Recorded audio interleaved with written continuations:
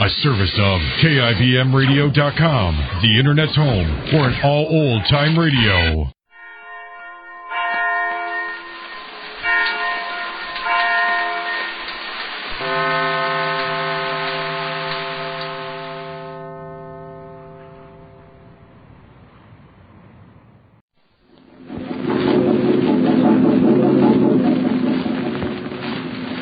The Mysterious Traveler. Another journey into the realm of the strange and terrifying. I hope you will enjoy the trip, that it will thrill you a little and chill you a little. So settle back, get a good grip on your nerves. Where are we going? You'll find out when we get there. I hope it's not making you nervous being alone with me here in the dark. Darkness stirs strange terrors in some minds. For the things that happen at night are sometimes most upsetting. Things such as cats that vanish or die, as in the tale of The House of Death.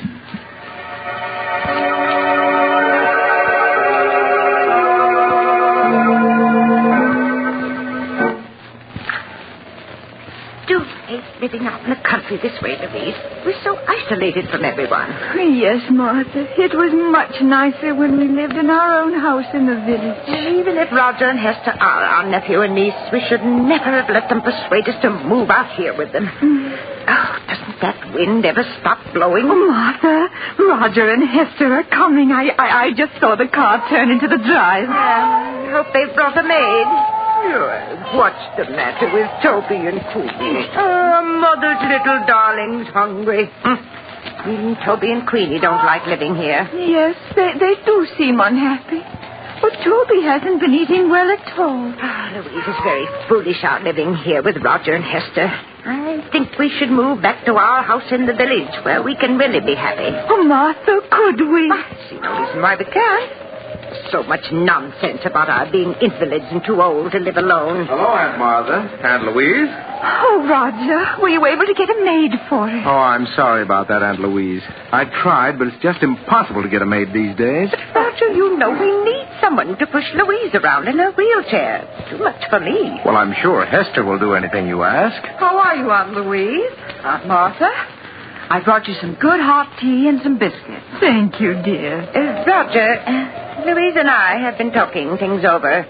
Now, it is very kind of Hester and you to invite us to live with you, but we were much happier living in the village and would like to go back to our house. What? But, Aunt Martha, it's much better for you here. Why, of course. You're homesick, that's all. Why, certainly, in time you'll come to love this place as we do. Now, we don't want to hear another word about your leaving us. We couldn't be happy thinking of the two of you living alone in that house in the village. Come along, Roger. Let them drink their tea. Yes, Hester. Well, see you both later. They're really so good to us, Martha. But I do wish they'd let us return to our own house. Tea tastes strange. You tried it yet, Louise? No. Well, yes, you're right. It does taste funny. Probably the water they use. Nothing out here seems as good as it was home.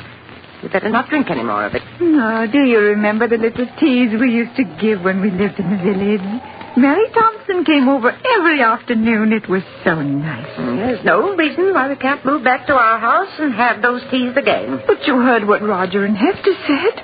Our health isn't so good, and we need someone to look after us. Well, what of it? All that money Father left us, we can afford a dozen servants. Yes, Louise, I think we'd better plan to return home.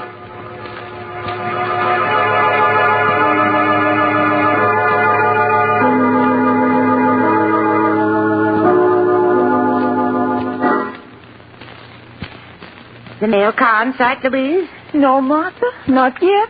You know, I've been thinking quite a bit these past 24 hours about returning home, and I think we'll leave here in a few days. Oh, Martha, that would be wonderful. Oh, look, here comes George Gibson now with the mail. Well, about time, too. Yes.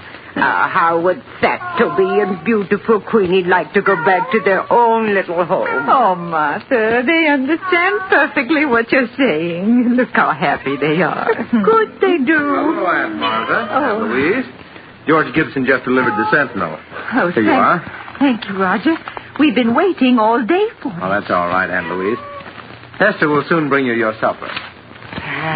Now, let's see. Oh, Martha, let's look at the obituary notices first.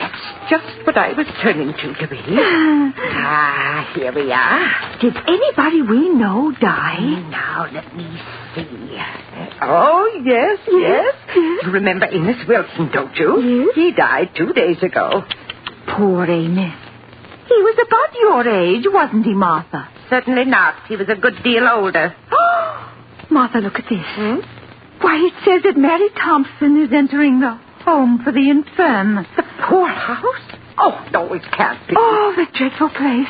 I'd sooner be dead than in that home. Poor Mary. Oh, I shudder every time I think of that horrible place.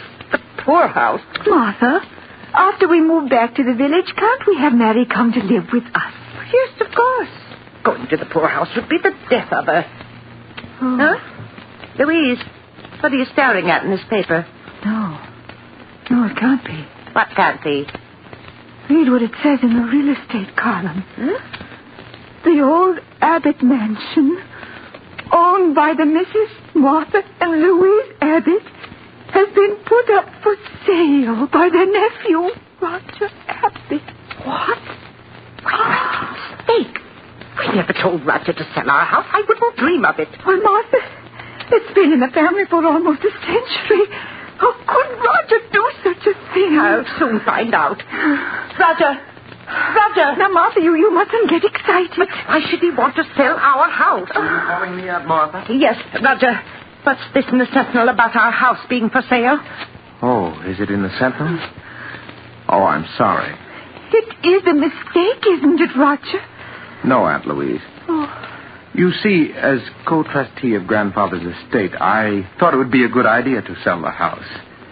Prices are high these days, and the house is rather old. But you have no right to put the house up for sale without telling me. I won't hear of the house being sold. Now, you mustn't get excited, Aunt Martha. If you don't want the house sold, I'll remove it from the market. Oh, please do. We couldn't live in the house if it was sold, could we, All Louise? right. I'll take care of everything. Everything's going to be all right now. I don't like it, Louise. I don't like it at all. Why did he try to sell it without telling us? It does seem strange. Louise, we must get in touch with Judge Smith. Yes. He's the administrator of Father's estate, and he'll take care of everything for us in the way we want it. It isn't that I don't trust Roger, but you must recall the scrapes he was in when he attended college. Convent after that.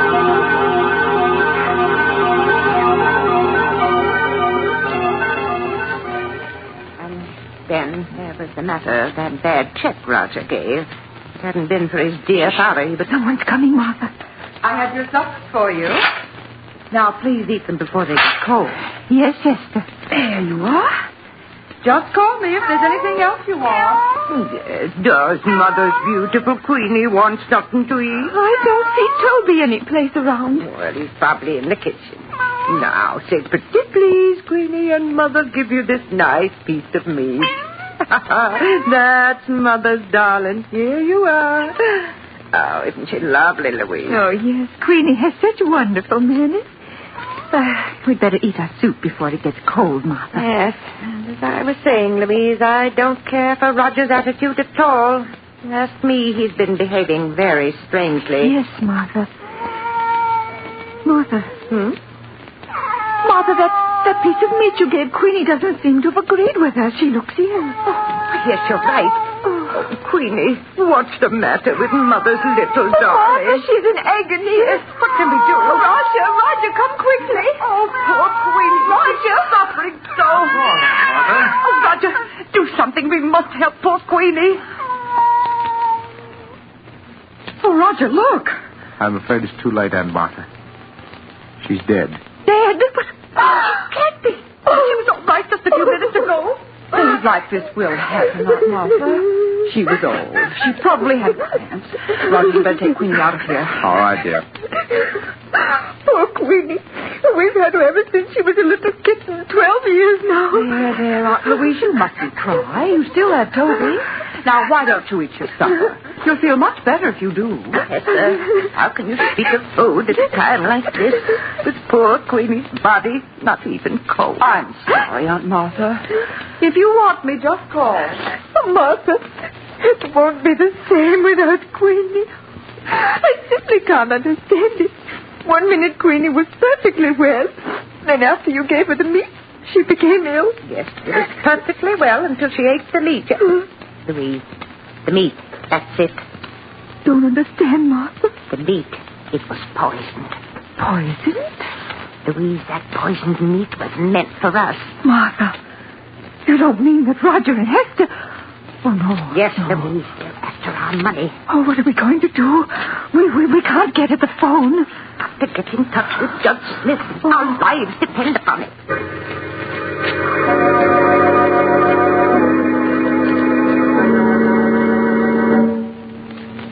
The two old ladies stared at each other, terror in their eyes. The minutes dragged into hours, and each hour was a nightmare, as they waited for the time to come when they could make the one contact between themselves and the outside world. Do you see George Gibson's car yet, Martha? No, Louise, but he should be in sight any minute now. Oh, what if Hester or Roger come home before he gets here? Then we won't be able to talk to him about our message to Judge Smith. Now, Louise, you know Roger isn't due home from work for another hour. Yes, but what about Hester? She's over at the miller's farm, and she's liable to return any minute. Louise, I see George Gibson's car. Oh. He's just turning into the drive. Hurry, Martha, hurry. It's all right. Hurry. The window. Martha, call to him quick before he gets away. George Gibson. Hello? Who's calling? Look over this way, George. It's Martha Abbott. I want to see you. Oh, it's you, Martha. Well, howdy, I'm coming. He's coming, Louise, you hear? Now we'll be able to get in touch with Judge Smith.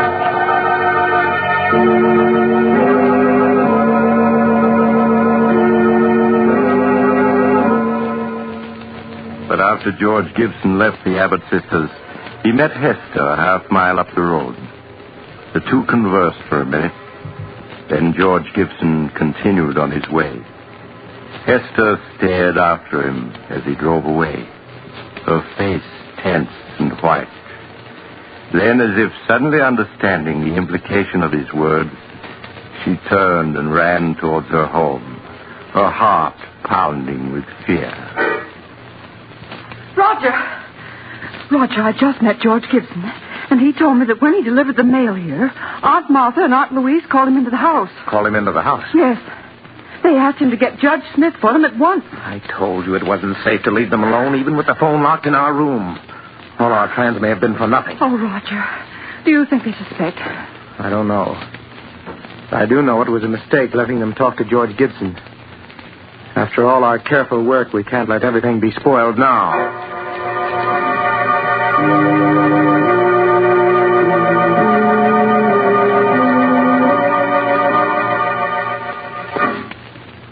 Oh, Martha, these past 24 hours have been endless. Where can George be? He's probably delayed somewhere. Oh, Martha, there. George is coming. He just turned into the drive. I told you he wouldn't fail us. Oh, but Roger and Hester are in the house now. What if they don't let George see us? Nonsense. When George has a message to deliver, he delivers it. Roger's just gone out to get the mail, but... Louise. What is it, Martha? What's wrong? That isn't George Gibson driving the mail car. What? The man driving it's only a youngster. Now he's leaving. Martha, what does it mean? I don't know. I don't understand. Perhaps George is ill and he couldn't come today. Hello, I'm Martha Louise. This magazine just came in the mail. Thought you might like to see it. Thank you, Roger. Why didn't George Gibson deliver the mail? Oh, so you noticed there was a new driver today. Yes. I'm sorry to tell you this, but poor George Gibson was killed last night. Killed? Oh, no. He had an accident as he was returning to the village. An accident? Yes. I don't want to speak any more about it. It'll just upset you. Hester will bring you your supper soon. Oh, poor George. That means Judge Smith never got our message. Oh, Martha. Louise, don't you see? It wasn't an accident. But Roger said it was. George was deliberately killed to keep him from going to Judge Smith. Martha, you don't mean that Roger and Yes, Hester... Louise. He won't stop at anything to get our money. Oh, Martha, I'm so frightened. Oh, we must have courage or we're lost. Oh, but if we can't get word to the outside and they're poisoning our food... Well, we haven't eaten a thing since poor Queenie died. We can't go on throwing food away or we'll starve. There's only one thing to do, Louise, if we're not to starve. Toby, must sample our food before we eat it. You mean to see if it's poisoned? Yes. Oh, I know it's dreadful risking poor Toby's life like that, but it's the only thing to do. And meanwhile, we must get in touch with Judge Smith. We must.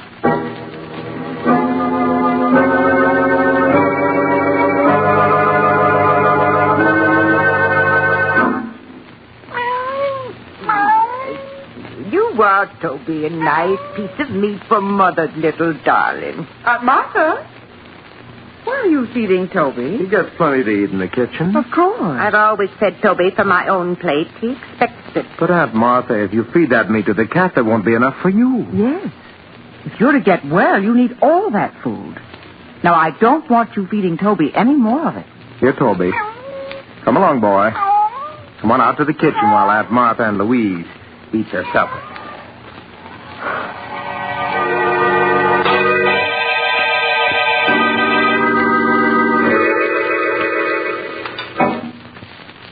How are you, Aunt Martha? Louise?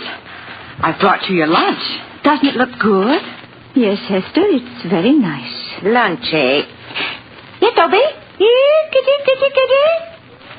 Hester, have you seen Toby? No, Aunt Martha, I haven't. Oh, but where could he be? Toby's always on time for meals. He's probably someplace around the house. Now, eat your lunch before it gets cold. Oh, Martha, where can he be? Toby will be along in a few minutes. We won't touch a bit of this food until he's tried it first. Oh, I do wish he were here. I'm so hungry. Louise, don't touch a thing on that tray. It isn't safe. Oh, here, Toby. Here, kitty. Here,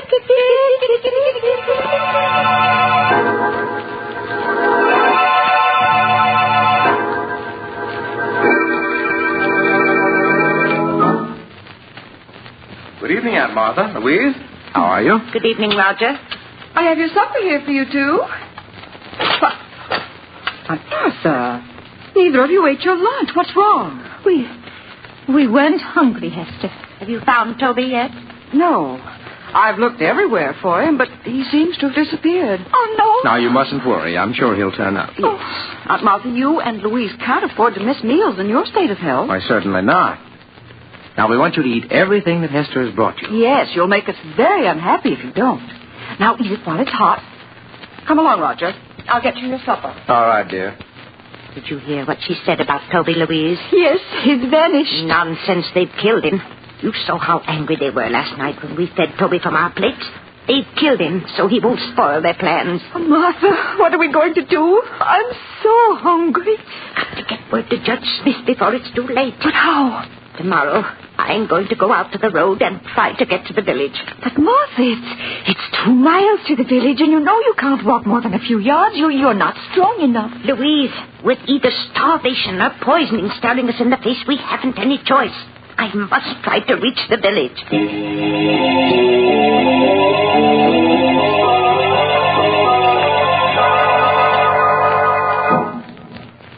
The next morning, after Roger had left for the village and Hester had gone to the Miller farm, Martha dressed as quickly as her shaking hands would permit. Louise watched nervously as her sister quietly opened the door and started on her long, painful way to the village. Hello, Aunt Louise. Oh, Why, where's Aunt Martha? Aunt Martha? She's someplace around the house. But I've just been through the house. Why, her closet is open. And her hat and coat are missing. Aunt Louise, did Martha leave this house? Why, yes, she said she wanted to go for a walk. Go for a walk? At her age and in weather like this? Why, it'll be the death of her. Did she start out toward the village? Answer me. Yes, Hester. I'll phone Roger at his office. She must be stopped.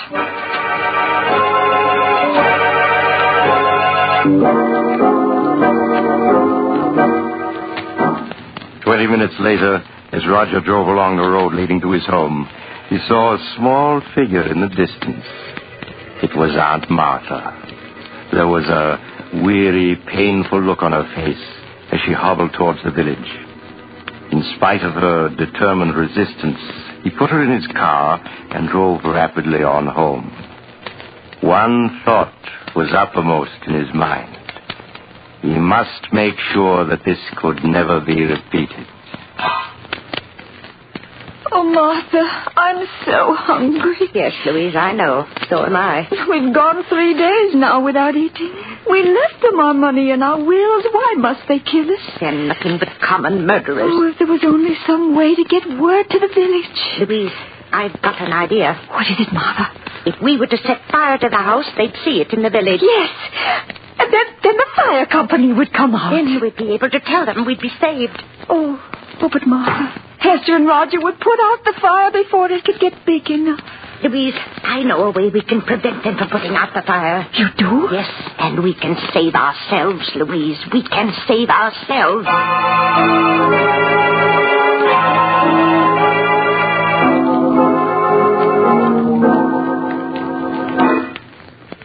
Here, Toby.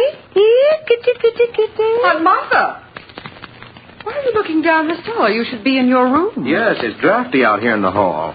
Now, come on, close the cellar door and go back to your room. But I heard Toby crying. He's down in the cellar, and I won't go to my room until I get But him. Aunt Martha, Roger, just to put Aunt Martha's mind at ease, why don't you go down to the cellar and see if Toby is there? Oh, all right.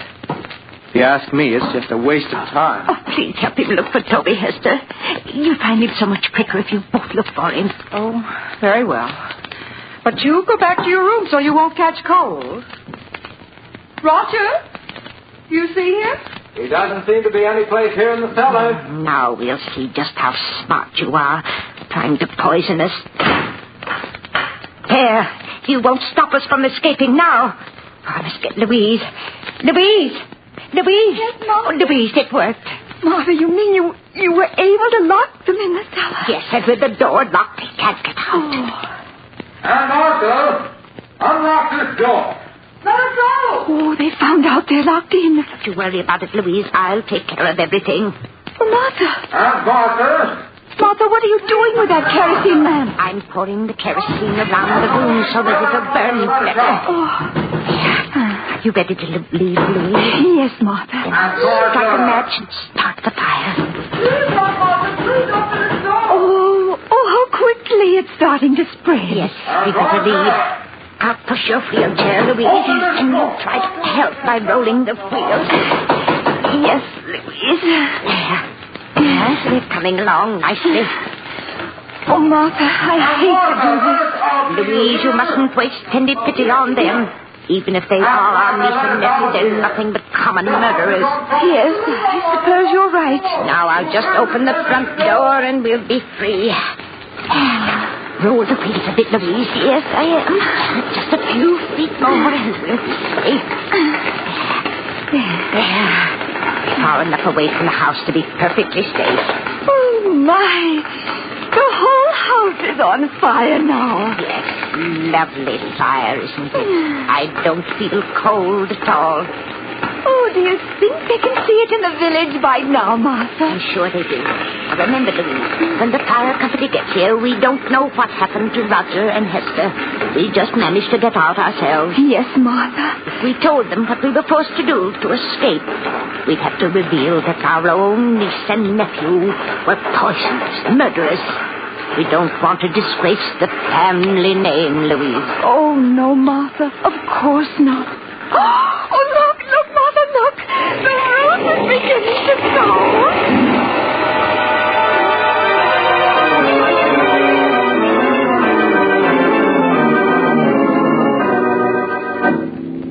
A few minutes later, the fire company arrived to find Martha and Louise in the garden, staring at the roaring fire which had been their home. It was too late to save the other occupants of the house, so the men were forced to stand by helplessly and watch it burn.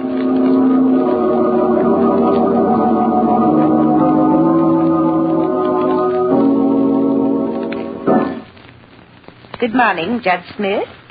Good morning, Miss Martha, Miss Louise. I trust you're well after that terrible ordeal last night. We're much better, thank you, Judge. Well, now that your niece and nephew are gone, we must plan for your future. Oh, you don't have to bother, Judge. All we want to do is move back to our old house, hire a few servants, and live as we used to. Oh, and I was wondering if you could arrange to have Mary Thompson come live with us. I won't hear of her going to that dreadful home for the infirm. Oh, no, it would be the death of her. Ladies, I'd hoped I'd never have to reveal the truth to you, but now it appears I must. I don't understand, Judge. Last month, the bonds in the trust fund your father left you became utterly worthless. What? Your nephew and niece were afraid the shock of learning you were penniless would kill you. So it was decided to keep the news from you. That's why the three of us persuaded you to move in with them. Your house here in the village had to be sold to meet debts of the estate. But that can't be. Father left us so much. It's all worthless now. Perhaps I should have told you this a month ago. But your niece and nephew wouldn't hear of it. In spite of the fact that they had only Roger's salary to live on, they were determined to prevent you from ever learning of your misfortune. But the deaths of poor Queenie and Toby. Of George Gibson. George Gibson? Yes. I'm afraid I don't understand. Surely you heard he was killed a few days ago when a tire on his car blew out and it overturned. You mean he wasn't murdered? Certainly not. Are you feeling well? Has my news been too much for you? No. Well, now that your niece and nephew are gone and there's no one to support you, I'm afraid there's only one thing left. One thing left? What's that?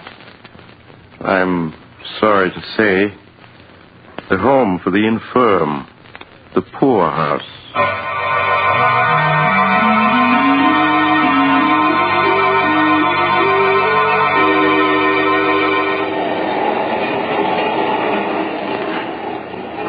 This is the mysterious traveler again. Have you enjoyed our little trip? Too bad about the Abbott sisters. Such nice old ladies. But then, how were they to know that poor Queenie died of cramps, not poison? After all, you can't be too careful, can you? Would you care for a sandwich? They're very delicious. I make them myself. Oh, you're getting off at the next stop. I'm sorry.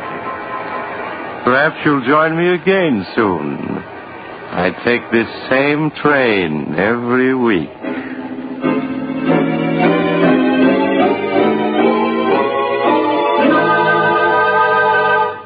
You've just heard Chapter 9 of The Mysterious Traveler, a series of dramas of the strange and unusual brought to you each week by station WOR. In tonight's program, The House of Death, Irene Hubbard played Martha Abbott and Elizabeth Morgan played Louise Abbott. The Mysterious Traveler, written by Robert Arthur and David Cogan, is directed by Jock McGregor. Original music was played by Doc Whipple.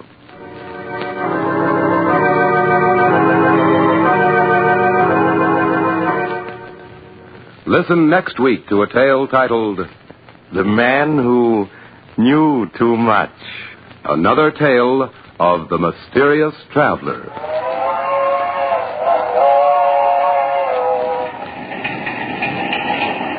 The Mysterious Traveler is presented by WOR Mutual every Sunday at 7 over most of these stations. This is Mutual.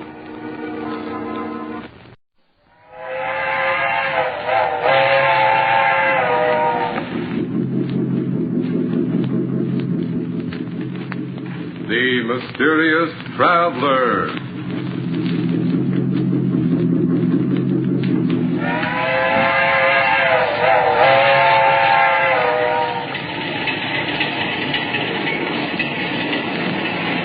This is the Mysterious Traveler, inviting you to join him on another journey into the realm of the strange and terrifying. I hope you will enjoy the trip, that it will thrill you a little and chill you a little. So settle back, get a good grip on your nerves. I hope it's not making you nervous, being alone with me here in the dark.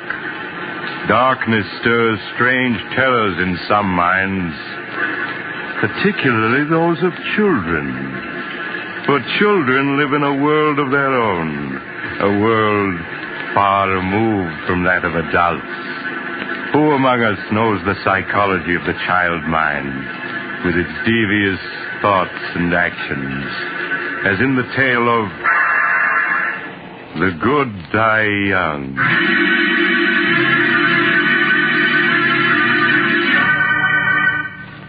Years ago, when I was practicing medicine, I brought a child into the world, a girl who was named Sandra. In the years that followed, she grew into an extremely beautiful and clever child. But my story begins the day that Martha, the housekeeper, was finishing her duties for the last time. Sandra, come in here. I want to see you. Sandra! Were you calling me, Martha? Yes. I told you to come right home after school. Where have you been? Oh, I'm sorry, Martha. I didn't hear you tell me to come home right after school. I'm sorry, truly I am. Save your acting for your father, young lady. It hasn't fooled me for a long time. Sandra, since your mother died, you're becoming more and more of a problem every day. Well, at least after tonight, I won't have to put up with your lies and your 1,001 little tricks. What do you mean, Martha? Your father won't be needing a housekeeper anymore. I'm leaving tonight. But why? Well, I'm not supposed to tell you. You may as well know now as later. Your father is bringing home a new mother for you tonight. A new mother? Yes, he's just married again. But I don't want a new mother. Daddy and I don't need anyone else. We're happy the way we are. Sandra, stop screaming. I won't have it, do you hear? I won't have it. Your new mother's a very fine woman. I met her last night. I hate her. Daddy's mine and no one else's. She hasn't any right to him. If you don't stop that screaming, I'll tell your father when he comes home tonight. Oh, no, don't do that. I'll be good. But I hate her, and I always will. I'll never stop hating her. That's a fine way to talk. Perhaps I ought to warn the poor woman about Sandra. No, then it's none of my business. Besides, she'll find out about her soon enough.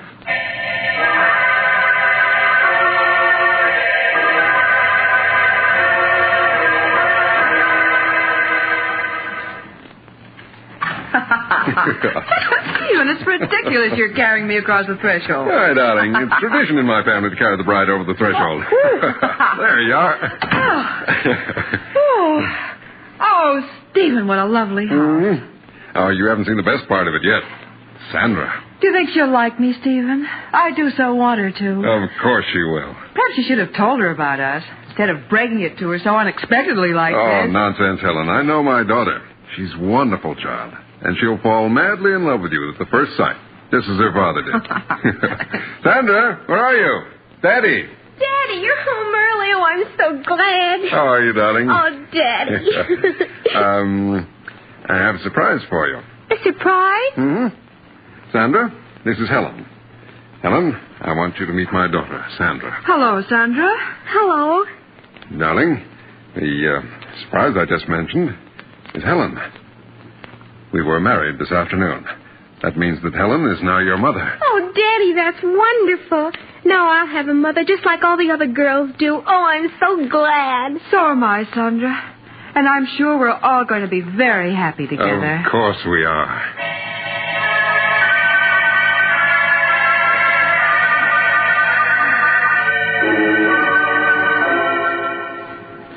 That night, after the family had said goodbye to Martha and seen her off, Sandra was sent to bed. She lay quietly in the darkness, thinking. Occasionally she would speak softly to her doll, Barbara. She hasn't any right being here, Barbara. Daddy and I were perfectly happy until she came along. Tonight he didn't even notice me. Just kept looking at her. Well, she shan't have him. He's always been mine, and he always will be.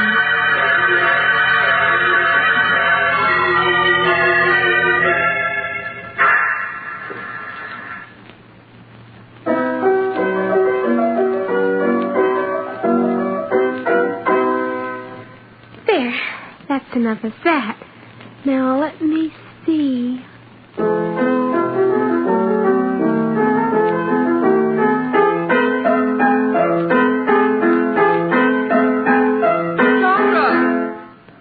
This is the second time this afternoon I've asked you not to pound the keys that way. That's no way to play. I'm sorry, Mother. It's not only the piano, dear. There are many other little things. And you pay no attention when I speak to you about them. I don't mean to do them, Mother. I just forget. Well, please try to remember, dear. Now, I want you to play the piano as you did last night for Daddy. He was very pleased. Yes, Mother.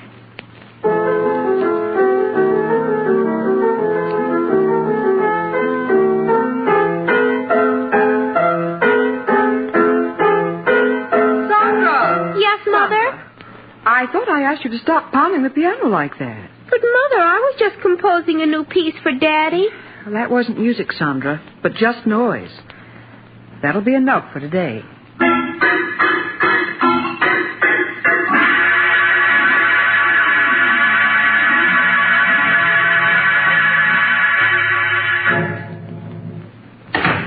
Hello, beautiful. How are you, darling? Well, I wasn't sent her at the door to meet me. She's all right, isn't she? Oh, of course, dear. Stephen. I was a bit angry with Sandra this afternoon. Angry with Sandra? Why? What'd she do? Well, several times this afternoon I had to speak to her about pounding the piano, being loud and discordant. Well, that isn't like Sandra. You know how well she plays. Yes, of course. That wasn't the way she played today. Well, I'll go up and see her. All right. Supper will be ready soon. All right, Ellen.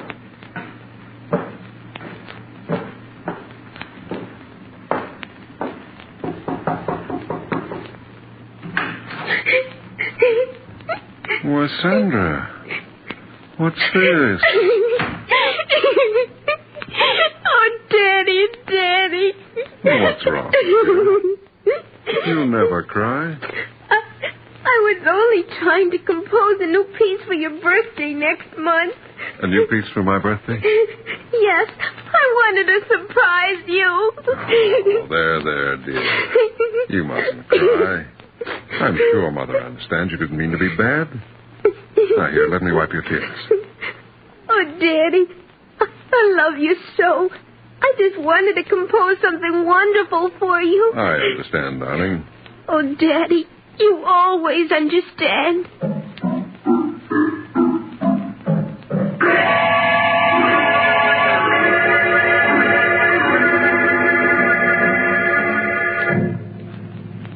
Is supper ready to do? Mm-hmm. Where's Sandra? She'll be down in a minute. Helen. Yes, Stephen? She really didn't mean to pound on the piano and get on your nerves. It's just she was trying to compose a new piece for me. But, Stephen, it wasn't music. It was just noise. Well, you mustn't be harsh with her. You know what children are like. In their enthusiasm, they forget what they're told. But, Stephen, I don't know exactly what to say. It's just a question of being patient with her, winning her love. All right, Stephen. Perhaps I was a bit impatient with her. You know I want nothing more than for the three of us to be happy together. I know that, darling. And the three of us will be happy together.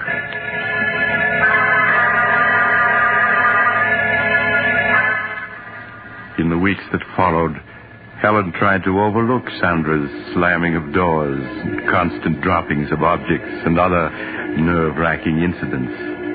In time, she felt, Sandra would come to accept her love and guidance. It was just a matter of patience. Sandra, is that you? Yes, Mother. Please sit down, dear. I want to talk to you. All right, but do hurry. Daddy will be home soon. Sandra, every day I've been giving you milk money for school. Why haven't you been buying milk with that money? But I have been, Mother. Now, please, Sandra, I won't punish you. I just want to know what you've been doing with that money. I've been buying milk with it. Please, Sandra. Mrs. Gordon, your teacher, told me you haven't bought milk for almost a month now. But I have. She just doesn't Sandra, happen to... I won't have you lying to me. Now, that's your father. We'll see what he has to say about this. You don't understand. now, darling. Oh, Sandra, what are you crying about? I'm sorry, Stephen, but Sandra's been misbehaving. I think you'd better speak to her. You just don't understand. What's she done, Helen? Mrs. Gordon, her teacher, told me today that for the past month, Sandra hasn't been buying milk with her milk money. Is that true, Sandra? What's worse, Stephen, when I asked Sandra about it, she lied and said that she had been buying milk at school. Well, Sandra, it isn't like you to lie about things. I didn't mean to lie about it. I just wanted to keep it a surprise. What a surprise. Your birthday present. Oh? I saved my milk money so that I could buy you a pipe. It's here in this box. Sandra, you know I'd have given you money to buy a birthday present for Daddy. It isn't the same thing. I wanted to buy him a present with my own money. Oh, I'm sorry, Sandra. Only you might have told me about it when I asked you. And then it wouldn't have been a real surprise. I did want to surprise Daddy, so... But you have, darling. This is a beautiful pipe. No, the surprise is spoiled. Your birthday isn't till tomorrow. Well, this is much better, darling. It means I'll be able to smoke this pipe tonight. Oh, now, please stop crying. You go upstairs and wash your face and hands, huh? All right, Daddy. I'm sorry, Stephen, but I had no idea what she'd done with the money, and she did lie when I asked her about it. Well, if you don't have a little more faith in her, Helen, I know it's difficult to understand her at times, but that's because as a child she looks at things differently. I'm sorry, Stephen, if you think I failed with her. Oh, but you haven't, Helen. I'm sure that in time she'll come to love you as much as she loves me. I don't know, Stephen. I often wonder about that.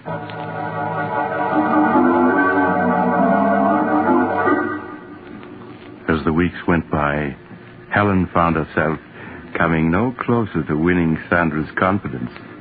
It wasn't that Sandra was unfriendly, but there was an air of reserve about her, which vanished only in her father's presence. Helen felt Stephen watching her anxiously when Sandra was about, and sought to reassure him. Her one thought was to preserve their happiness. Hello, Helen. Hello, dear. Oh, what happened to that vase, dear? Sandra broke it. Oh? Well, accidents will happen. Stephen, this is the fourth piece she's broken in 2 weeks. And each of them were pieces I've treasured, had for years. Well, Helen, you sound as though Sandra had deliberately broken those vases because they were yours. Well, why is it that only my things are broken? Oh, Helen, surely you don't believe she's deliberately breaking your things. I don't know what to believe. The first few times I thought it was an accident, but now... But, Helen... Oh, please, Stephen, let's not quarrel. Perhaps I'm wrong. I admit I haven't any proof. It's just all the little things adding up. Helen, what are you talking about? Oh, you wouldn't understand even if I told you. Where's Sandra? In her room, I suppose. Well, I'll go up and see what she's doing, huh? All right, Stephen.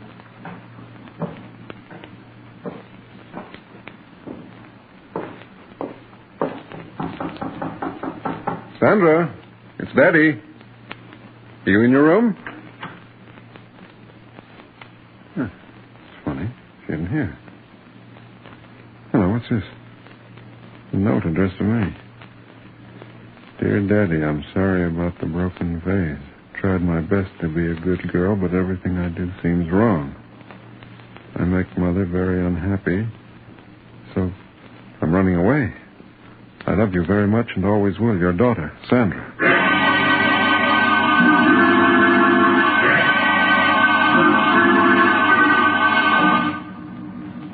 After searching vainly for an hour in the dark and cold, Stephen returned and notified the police. All through the long hours of the night, he and Helen sat up, not saying a word, each afraid to speak, for fear of what might be said. As the first rays of dawn showed, the doorbell rang. Stephen rushed to answer it. Mr. Hamilton? Sandra. Oh, Daddy. Darling, everything's all right now. I'm police matron from the 55th Street station, Mr. Hamilton. One of the officers on the force just found her. Thank you.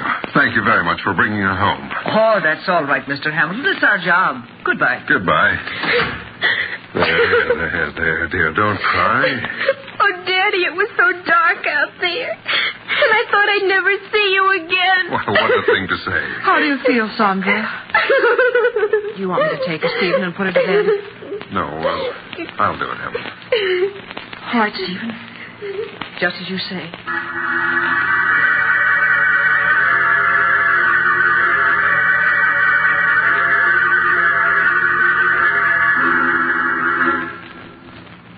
Is she all right, Stephen? She just fell asleep. I hope her being out all night won't have any after effects. Stephen, you feel I'm to blame for her running away, don't you? Of course not, Helen. It's just that... Well, you don't seem to understand that. But, Stephen, I've tried so hard. Oh, it's no use. She doesn't want me here, never has. Helen, how can you talk like that? Why, she was delighted the day I brought you here as my wife. Yes, I thought she was in the beginning. But now I know she was just pretending. Pretending? Yes, Stephen. From the first moment she saw me, she resented me. She feels I've come between you, taken her place in your affection. Oh, Helen, how can you say such a thing? It's true, I tell you. She sees me as a rival for your love. You're just imagining all this. I'm not, I tell you. Oh, it's no use, Stephen. We can't go on this way. What do you mean? Don't you see? We aren't happy anymore. Instead of things improving, they get worse. Perhaps it would be best if we were to separate. Helen, I won't hear of it. I love you, darling. I wouldn't want to live without you. Whatever misunderstandings we may have about Sandra, I'm sure we can straighten them out. I don't know, Stephen. If you love me, Helen, you won't give up so easily. Please, say you won't leave. All right, Stephen. I won't leave. Perhaps we will be able to work this out. I hope so.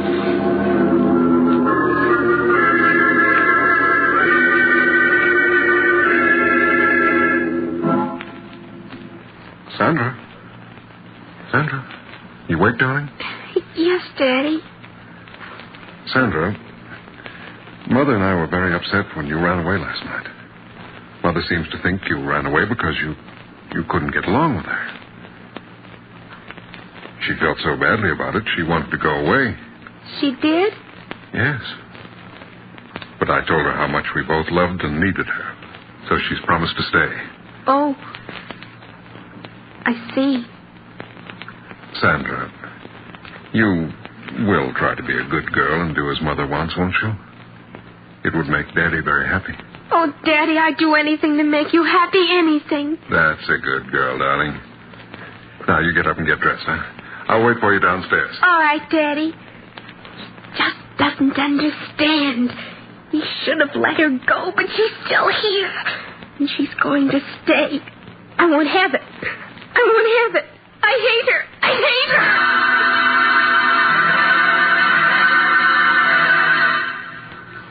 A her. week passed. A week in which Sandra's behavior pleased Helen no end. At last it seemed they were going to be the happy family she had always dreamed they would be. Helen, Yes, dear? will you bring my coat with you when you come downstairs? Sandra and I are going for a walk. All right, Stephen. I'll get it and be right down. Daddy, can we walk down to the river? Oh, we won't have enough time for that, Sandra. Stephen? I have your coat, but I can't find your scarf. Oh, the scarf's down here, Helen. Just bring the coat. Oh, all right. Stephen, I hope... Helen!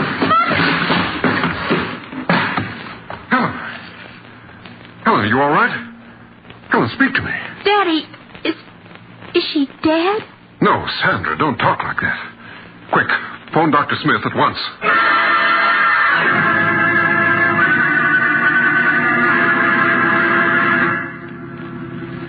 I arrived at the Hamilton home to find Helen suffering from shock, but otherwise unhurt.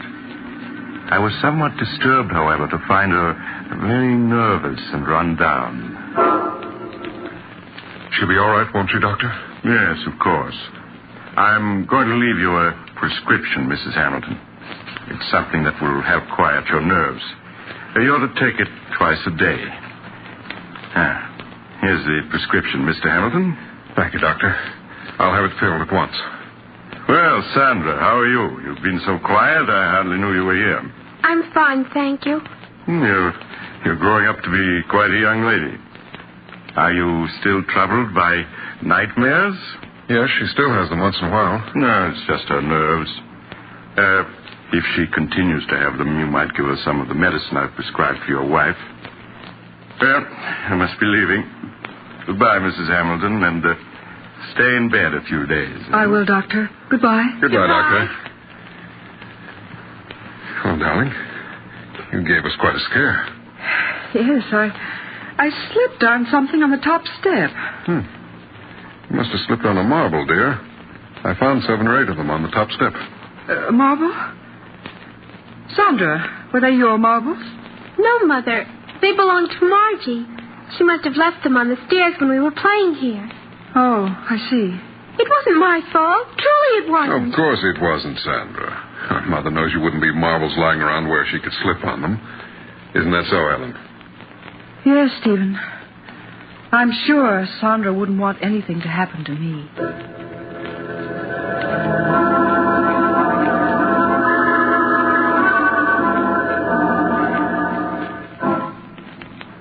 Sandra, will you come into Mother's room a moment, please?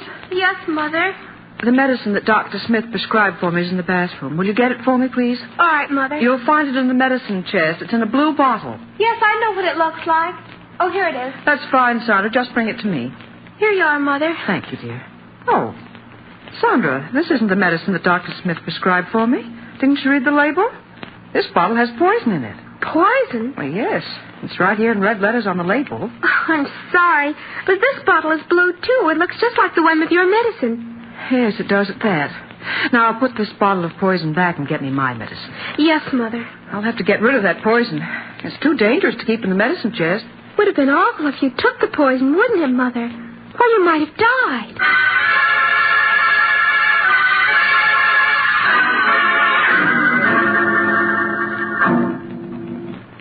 No, go away. I hate you. Oh, I hate you. He's mine. You shan't have him. He's mine. We don't want Darling, you. We don't want you. Wake up. You're having a nightmare. Oh, Daddy. Daddy, don't leave me.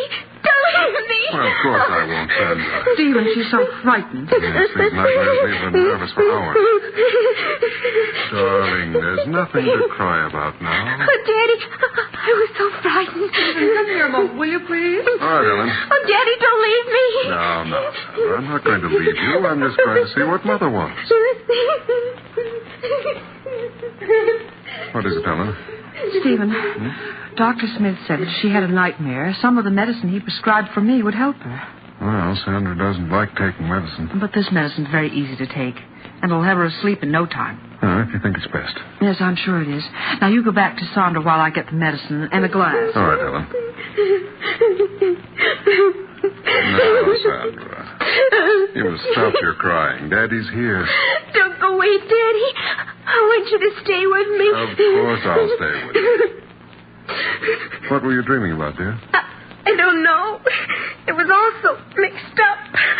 Oh, Daddy, will you always love me more than anybody else in the world? Of course. Now, stop your crying. All right, Stephen, I have it. Now, if you just have Sandra sit up. Come on, darling. Sit up now. That's it.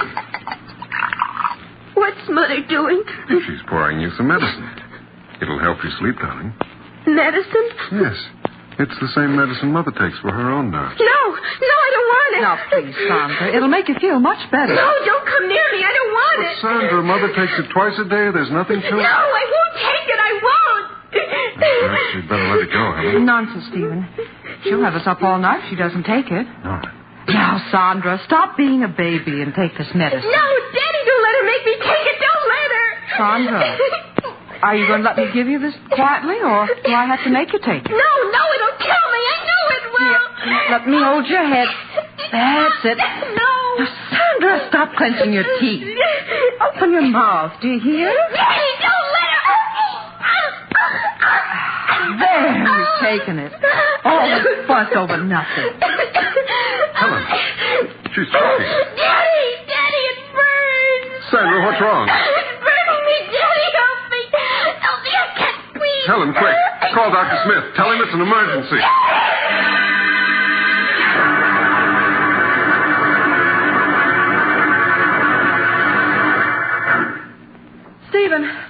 is Dr. Smith? Let me see her.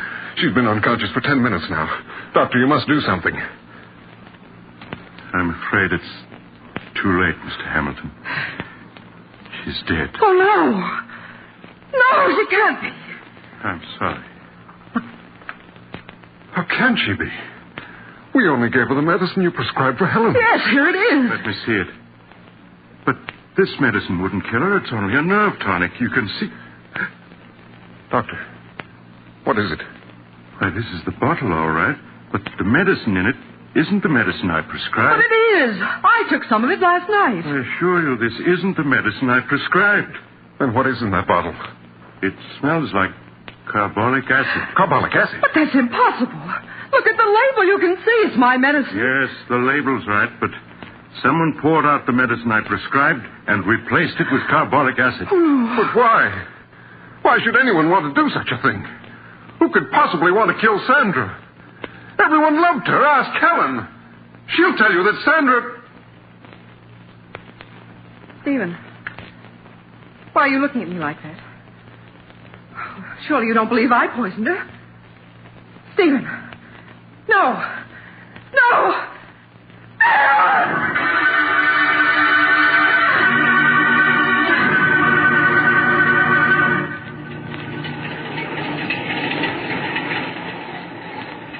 This is the mysterious traveler again.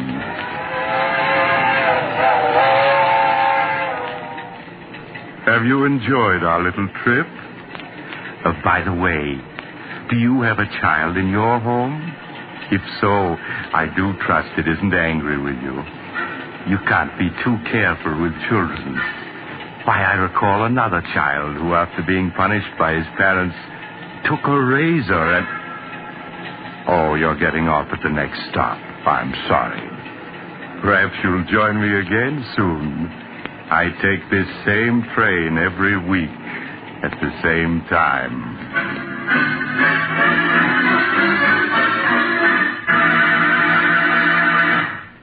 You've just heard Chapter 13 of The Mysterious Traveler, a series of dramas of the strange and unusual brought to you each week by station WOR.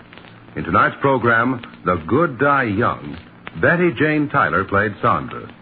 The Mysterious Traveler, written by Bob Arthur and David Cogan, is directed by Jock McGregor. Original music was played by Doc Whipple.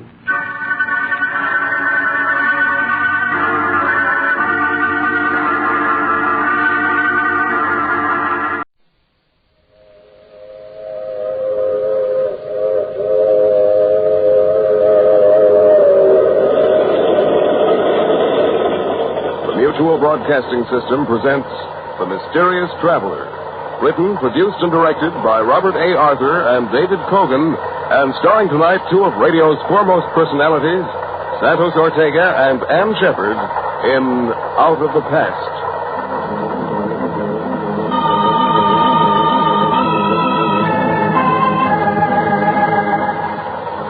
This is The Mysterious Traveler, inviting you to join me on another journey into the realm of the strange and the terrifying. I hope you will enjoy the trip, that it will thrill you a little and chill you a little. So settle back, get a good grip on your nerves, and be comfortable, if you can, as you hear Out of the Past.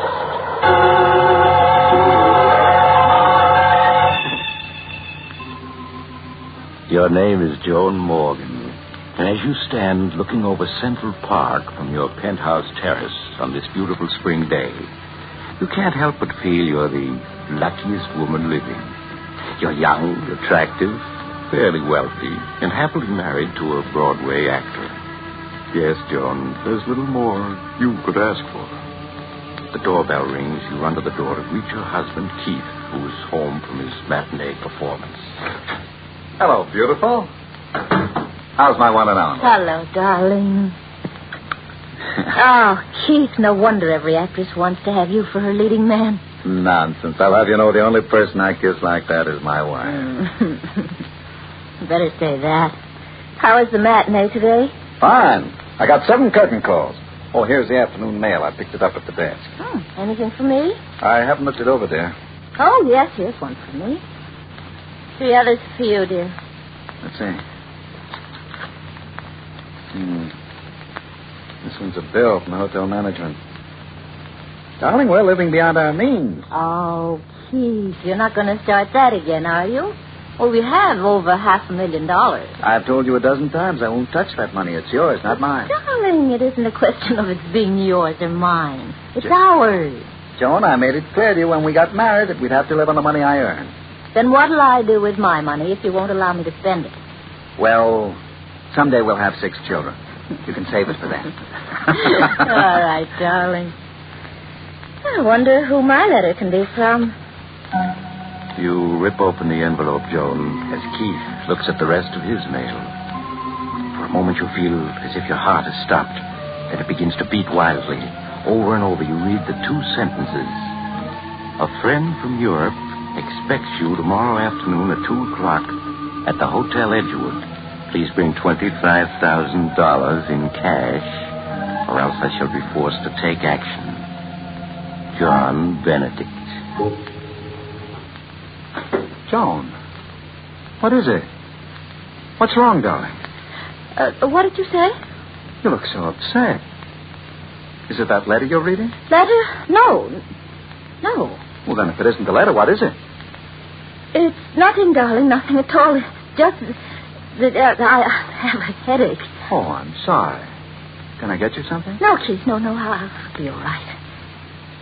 All I need is a little rest.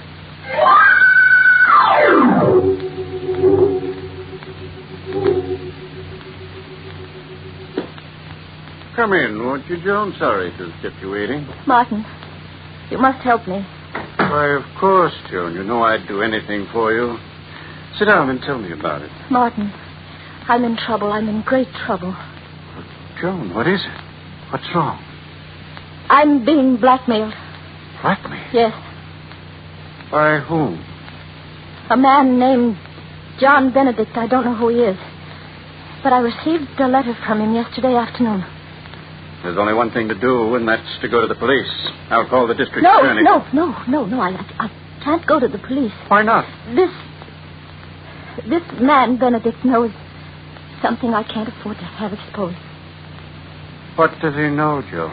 Please, don't ask me. I know that you were my father's best friend, but I can't tell you. Believe me, if it ever gets out, it would ruin my marriage. My life. I couldn't stand to lose Keith. I couldn't. I'd rather die. All right, Joan. I think you're making a mistake, but I'll help you. How much money does this man Benedict want? A half hour later, you enter a dingy hotel and go to room 14. As Martin opens the door, he reveals a squalid, dimly lit room.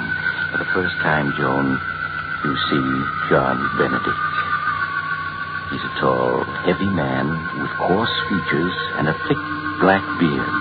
In the half-light, he appears to be about 50. His clothes are of fine English cut, but time and wear have taken their toll. He stares at you for a moment, Joan, then speaks. How do you do, Mrs. Morgan? Won't you please come in? Thank you. This is Mr. Walker, friend. Yes, of course. I trust you will forgive me these dismal surroundings, but alas, I am quite penniless.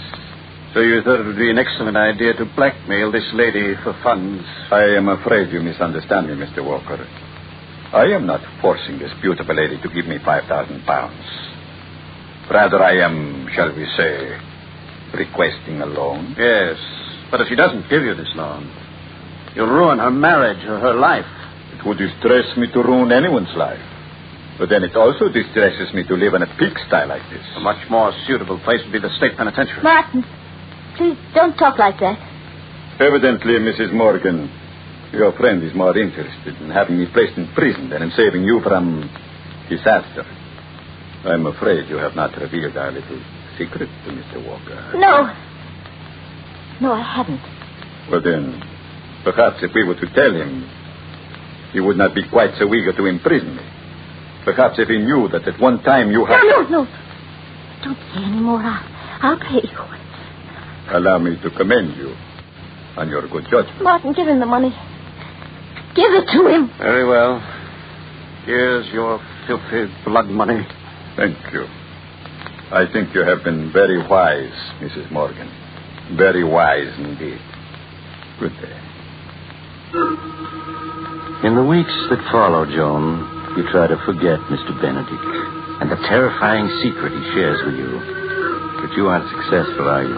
Everywhere you go, you unconsciously find yourself fearfully looking for him.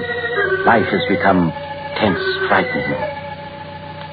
Then one afternoon, while Keith is at rehearsal of a new play, you receive a phone call. A call that sends you in a panic to Martin Walker's office. Martin, I've heard from him again. Benedict? Yes, he phoned an hour ago. He wants $50,000. $50,000? Maybe now you'll have sense enough to let me turn this over to the police. No, I can't do that. You mean you're going to buy him off a second time? Yes, I must. But you can't. What's to prevent his extorting money from you a third or a fourth time? He'll squeeze you dry. The money doesn't matter, do you hear? Nothing matters but keeping what Benedict knows from Keith. If Keith finds out, it'll mean the end of everything for me. Everything.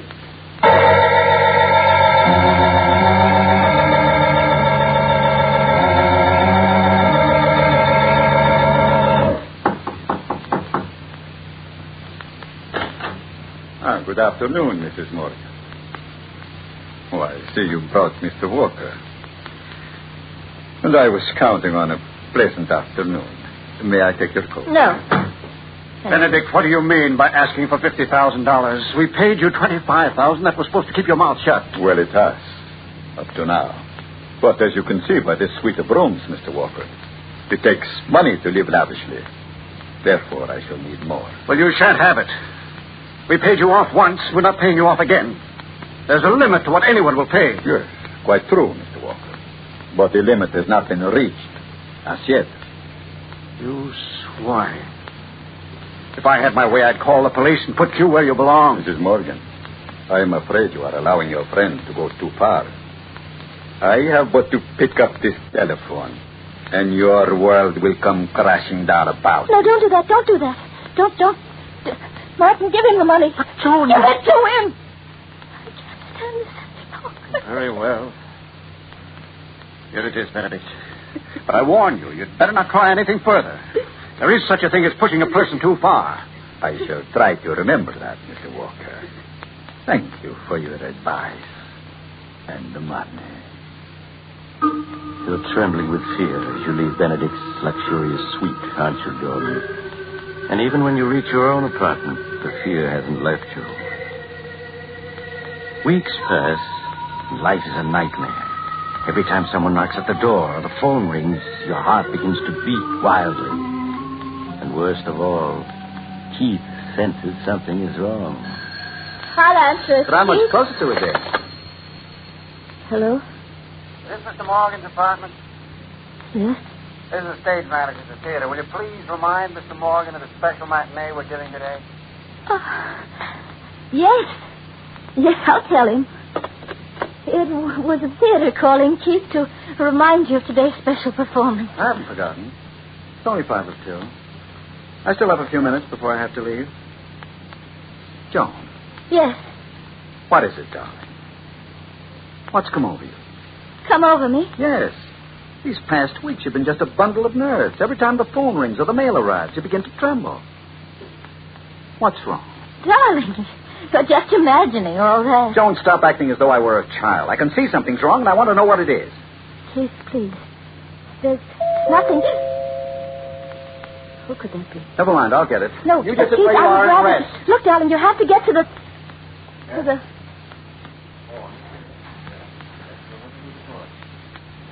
What's taking him so long? Why doesn't he come back? Keith? Who is it? Keith! Joan, what is it? Why did you scream like that? I didn't scream. Who was that at the door? Well, it was just a special delivery boy. He brought the special delivery for you. Special delivery? Yes, here. Thank you. Aren't you going to open it? After all, it is a special delivery. Yes.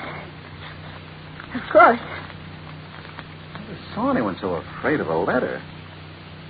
Who's it from? Joan, what's wrong? Nothing. Nothing. Don't tell me that. You look as though you were going to collapse. Now, give me that letter. No, I said, please, give it to me. No, please. There, that's better. Perhaps this letter will tell me what's wrong. Well, it's only one sentence. I will phone you at 2. There isn't even a signature. Who wrote this note, Joan? I don't know. You must know, else why would you have grown so pale? I'll phone you at 2. It's almost 2 now. I'll wait for that call. Please. You must have faith in me. All these weeks I've had faith, said nothing, hoping you'd tell me what was wrong. Now I must find out for myself. Well, right on time. Just 2 o'clock. Please, don't answer. Take your hand off the phone, Please, Joan. Keith, no. I said take your hand off the phone. Hello? Hello? Hello? No answer. Another call hung up when they heard my voice. I suppose you won't tell me who it is? All right, then. I have to leave for the matinee now. I won't be home for dinner, but when I return after tonight's performance, we'll have this out once and for all. Please. I just can't tell you. If you'd only Goodbye, wait, Joan. Keith. I can't.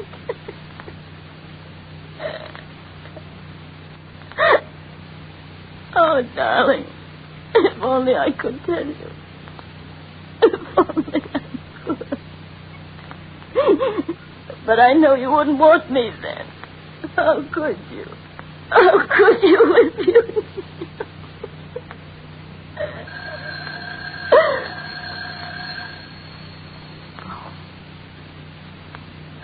Must be he. Must be he again. Hello? Good afternoon, Mrs. Morgan. You promised you'd leave me alone, that I'd never hear from you again. That was only a month ago. Yes, I know. But then, I am always making promises I cannot keep. You've ruined everything. My husband read the special delivery letter you sent. He answered the phone when you called a few minutes ago. How can I explain? Oh, that should not be too difficult for a clever woman like yourself. And you are a clever woman, are you not? What do you want? I'm tired of your playing cat and mouse with me. I intend to call on you at 5:30 this afternoon. I won't pay you another cent. Do you hear? There's no end to your demands. You may expect me at 5:30. No. And do not have Walker there. No, I won't see you. I won't. Hello? Hello? Hello? I won't see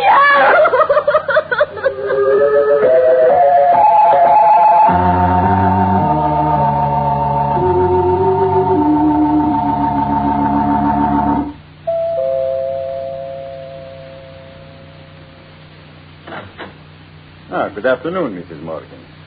As you can see, I am right on time. It's exactly 5:30. This is a lovely penthouse you have. It's good to see you without Walker around. How can you do this to me? I've never harmed you. Why do you insist on ruining my life? Why? My dear lady, the last thing I desire to do is to ruin your life. Unfortunately, the world you and I live in being what it is, I am forced by circumstances to live by my wits. If I give you the money now, how do I know you won't be back in another month? Oh, that is very simple. Because after you pay me off this time, there would not be any point in my bothering you again. What do you mean? I mean, Mrs. Morgan, that this time I want $500,000. $500,000? Yes. If I am not mistaken, that is what the balance of your fortune amounts to. Do you not see? Once you have paid it over to me, there would be no point in my bothering you anymore. Simple. Is it not? You must be mad. I? Oh, no, Mrs. Morgan, not I. Come now, you love your husband and he loves you. There are years and years of happiness before you. If he does not learn your little secret, you are wise. You will turn the money over to me. I can't. If I were to withdraw $500,000, he'd find out about it. But there is always the chance that he won't. You do not do as I ask. I shall be forced to reveal the secret. No. Yes, Mrs. Morgan. Your husband will learn that while you were in England in 1939, you murdered your sweetheart. I won't listen. But your husband will. And he will learn that after you committed this murder, you spent the following 8 years in an English insane asylum. No, you can't tell him. You can't. Think of what a sensation the tabloids will make out of it. And think of what people will say. No. Your husband would have to divorce you.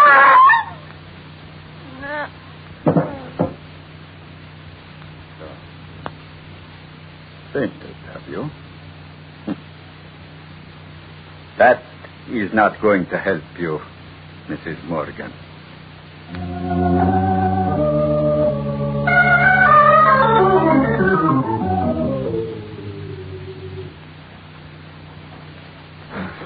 Martin, I just got your message at the theater. Where's Joan? What's wrong? She's in her bedroom with Dr. Richards. It seems that she... Here's Dr. Richards now. Doctor, what's wrong? Keith, you must prepare yourself for a shock. What's happened? Half hour ago, one of your neighbors on the floor heard Joan weeping and screaming hysterically. The manager knew I was your doctor and sent for me. But why was she weeping and screaming? She's had a breakdown. Breakdown? Yes. Well, I want to see her. I must. Very well, Keith, but only for a moment. Mr. Walker, I'm afraid you'll have to wait here. I understand, Doc. Keith, you must keep a grip on yourself. All right. Joan. Darling. It's Keith. You stay away from me. Stay away, both of you. No, don't come near me. Doctor, she doesn't even recognize me. Yes, Keith, I know who you are. You can't fool me. One of you is Mr. Benedict. Maybe both of you are Mr. Benedict. Yes. I know what you're here for, but I won't let you. I won't let you. She's completely out of her mind. I know you're both Mr. Benedict. You can't fool me. Who's this Benedict she keeps talking about? I don't know, Keith. She feels she's being persecuted by this Benedict fellow. He may be real, and again, he may be a figment of her imagination. She's deathly afraid of him. Yes, she sees everyone as this fellow Benedict.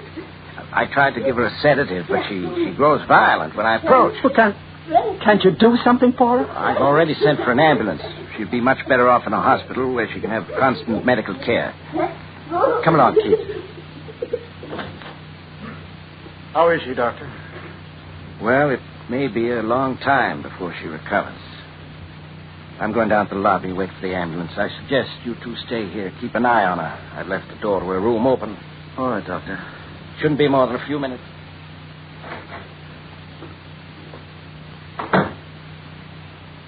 How do you feel, Keith? Tired, if you want to know. Well, it's only natural. These past 2 months have been quite strenuous for you.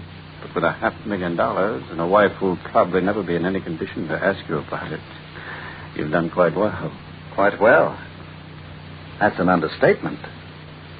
Name one actor, living or dead, who could have given as great a performance of Mr. Benedict as I did. You were superb as Benedict, I admit. Superb? Why, I was magnificent. The costume, the makeup, my accent, simply perfect. I tell you, it was the greatest performance ever given.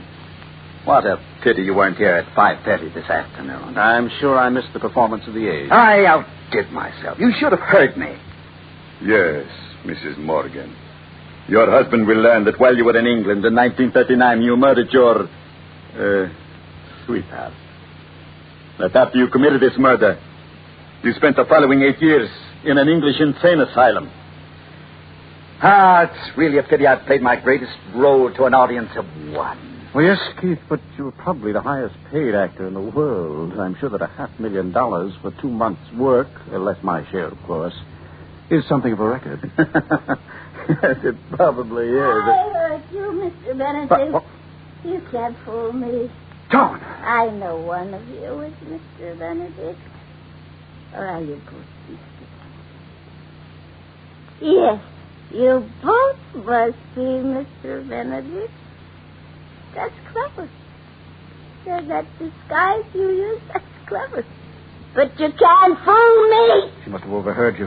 That brought her out of the room. Yes, No matter how many disguises you use, I know you. No, don't you come near me. Don't come near me. She's got a gun. Come near me. Put that gun down. I'm not going to let you tell. I'm not going to let No, you don't. tell. Don't, Joe. Stop. You shot me. Oh, Joe, no. I'm not Mr. Benedict.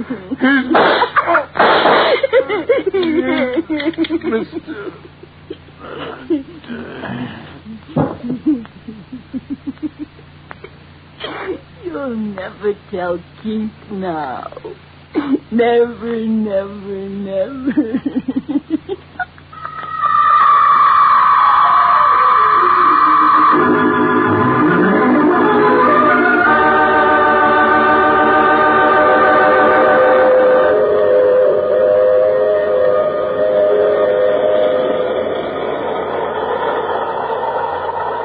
This is the mysterious traveler again. Did you enjoy our trip? Too bad about poor Keith and Martin. Such interesting scoundrels. That fellow Keith was certainly a remarkable actor, wasn't he? But, like so many actors, he overplayed his role. With fatal results. What happened to Joan Morgan? Well, the poor woman was committed to an institution, where after several years of treatment, she recovered completely. However, she still has a deathly fear of actors. Oh, you'll have to get off here. I'm sorry. But I'm sure we'll meet again. I take this same train every week at the same time.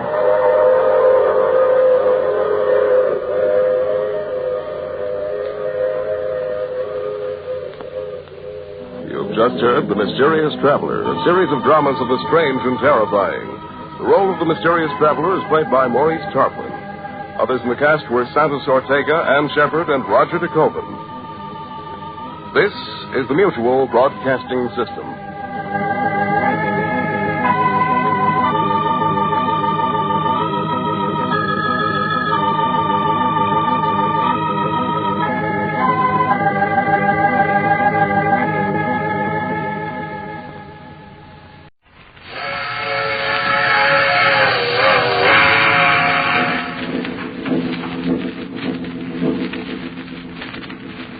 The Mysterious Traveler.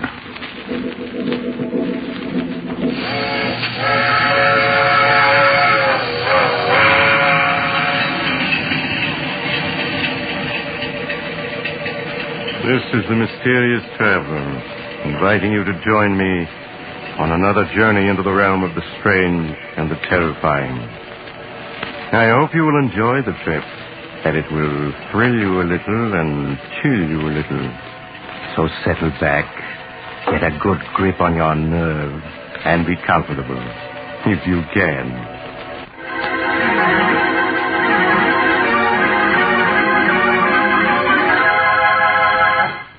It is midnight, and an old automobile is driving along a narrow road through the woods. At a point where a second road, even narrower, crosses the first, the car stops. Here you are, young fella. This is the professor's place. Is it? All I can see is woods. It's up that road about 50 yards. Look sharp and you can see the light shining between them two trees. Huh? Oh, yes, I see it now. Then I guess I get out here. Would you hand me my bag, Sheriff Ramsey? All right. Here you are. Thanks. And that's $1 I owe you, right? Yep, thank you. You know the professor, do you? Yes. I was Professor Clark's laboratory assistant back in college 10 years ago. Oh. Why? I was thinking maybe you could drop a hint to him. A hint? What kind of a hint? Well, that there's been some talk in town of running him and that man of his, that Barton fella, out of the county. Running Professor Clark? Oh, you're not serious. Yep. Of course, it's just talk. So far. But what has anybody got against Professor Clark? There isn't a milder man in the world. Well, maybe so, but folks has got wind of what happened at the state penitentiary over in Hillvale last year. Sheriff, you're talking in riddles. What did happen? The professor went over there when they hanged Richard, that hold-up killer. Uh-huh. And the warden gave the professor the murderer's brain. That's what happened. Well, what of it? Professor Clark is a great authority on nerve and brain tissues. Maybe he wanted it for research purposes. I'm not saying he didn't. I'm just telling you how folks are talking. They think he's keeping that brain in a big glass jar and making it grow. That's perfectly ridiculous. Well, they don't think so. They got the notion that brain is as big as a bull calf by now, and they're afraid someday it'll escape. Sheriff, for a minute I was taking you seriously. A brain as big as a calf? Oh, I'm not saying I ever believed it, but it'd be a good idea if the professor'd give folks the notion of what he's really doing in that laboratory of his, with that Barton fella to help him. Then maybe the talk would die down. I understand.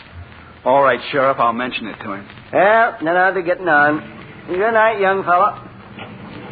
Good night, Sheriff. Right up that road, about 50 yards. You can't miss it.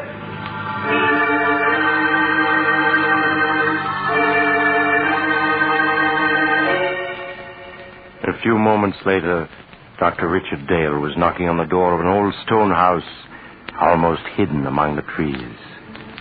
A frail, white-haired old man answered the door. An old man who could hardly speak in his joy as he gripped Richard Dale's hand.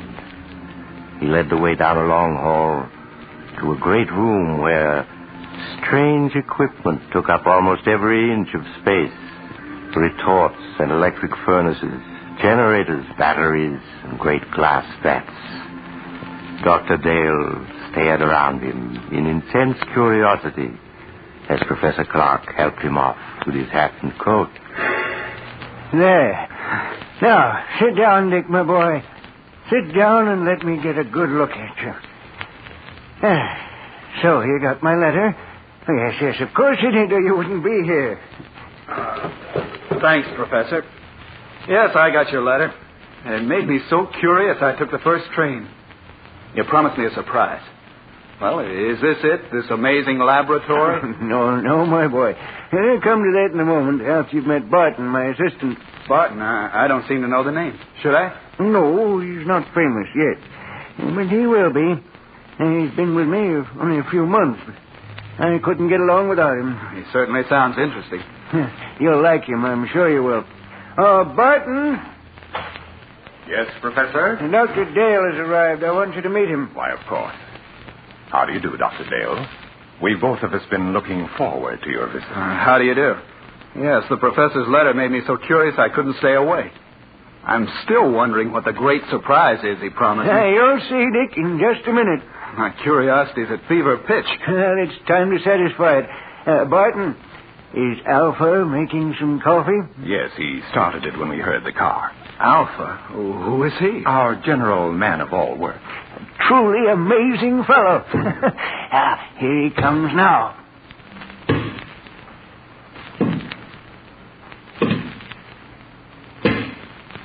Shall Alpha serve coffee? Good heavens. I said you'd be surprised, Dick. He's not human. He's a machine. A robot. Yes, my boy. An artificial man made from metal and synthetic brain tissue. A machine man. But walking and talking. He's not very pretty, but then the professor was mostly interested in making sure he'd work. He must weigh a ton. No, only about 300 pounds. You see, Alpha's mostly aluminum and other light alloys. Inside his aluminum plates are some new batteries I devised, together with miles of fine silver wire and a dozen electric motors. And to give you only the highlights. It's a good thing you did keep this for a surprise. If you had mentioned it in your letter, I don't think I would have believed you. Shall Alpha serve coffee now? Yes, Alpha. Put it on this table here, and pour a cup for Dr. Dale. Alpha, do so. Still can't make myself believe it. Alpha poured coffee. Go on, Dick. Take it. Huh? Oh, yes, of course. Al, thank you. Alpha, this is Dr. Dale, our guest. Any orders he gives are to be obeyed.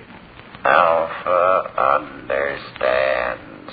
He looks clumsy, but he poured the coffee as well as a man could. Yes, my boy, Alpha has capabilities you'd never suspect to look at him. Here, I'll show you. Alpha. Alpha hears. The fireplace needs more wood. Put on that big log there. Alpha doing.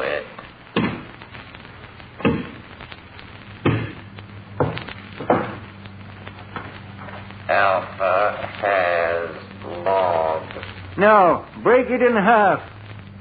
Alpha, break it. 6.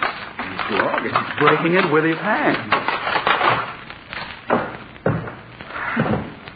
Alpha, put log on fire. Good. We won't need you anymore tonight, Alpha. You can go back to your room now. Alpha is going. Be sure to switch off your batteries. They're going to need recharging tomorrow. Alpha, understand. That's the most incredible thing I ever saw. You see, Dick, I tried to treat Alpha as if he were really a man. So I gave him a room of his own. Like any machine, he's completely inactive when his batteries have been switched off. But his brain continues to function. It's an artificial protoplasm that I spent 8 years creating. It's the only thing that makes him different from any other machine. But it means Alpha can think. Think like a man. A machine that can walk and talk and think. Ah, but Alpha's not the only surprise I have for you, Dick. He's not? No, I have another one, even more astonishing.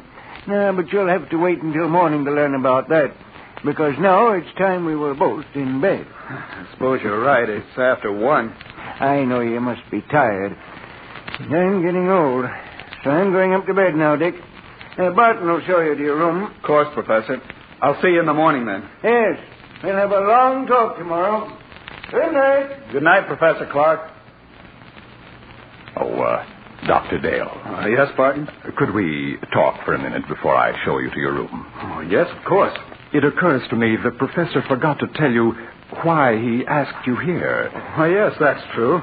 And I've been so interested I forgot to ask. It was his hope that you'd stay indefinitely and help us carry forward the work we've been doing here. Stay indefinitely? Well, I have my own work. Don't say no yet. Now, just think, Dr. Dale. Alpha is stronger and more rugged than a man. He needs no rest, no food. Yet he can do the work of 3 men. He can plow, reap, run machinery. Think how much drudgery a million like him could lift from mankind's shoulders. Yes, that's true. And already Alpha is technically obsolete. Professor Clark has the blueprints for a new machine man, as superior to Alpha as an airplane is to a bicycle. We want you to help us build them. Well, I'm certainly tempted. Perhaps I could arrange. Ah, excellent. And now there's only one more thing I want to tell you. Yes? What is it? It's about Alpha. You must help me persuade the professor to dismantle him. Dismantle him? Why? He has become dangerous. I don't understand. Because he was the first successful machine man that the professor built. He is imperfect in many ways. He's not completely reliable. I'm afraid that someday he may escape from the house and so do some damage that would seriously upset our plans. Yes, that could easily happen. The local inhabitants are unfriendly enough as it is. I know. Sheriff Ramsey was warning me about that tonight. All right, I'll speak to Professor Clark about it tomorrow. Ah, good. Then I'll show you to your room now, if you wish. Yes. I am sleepy. If you'll just come this way.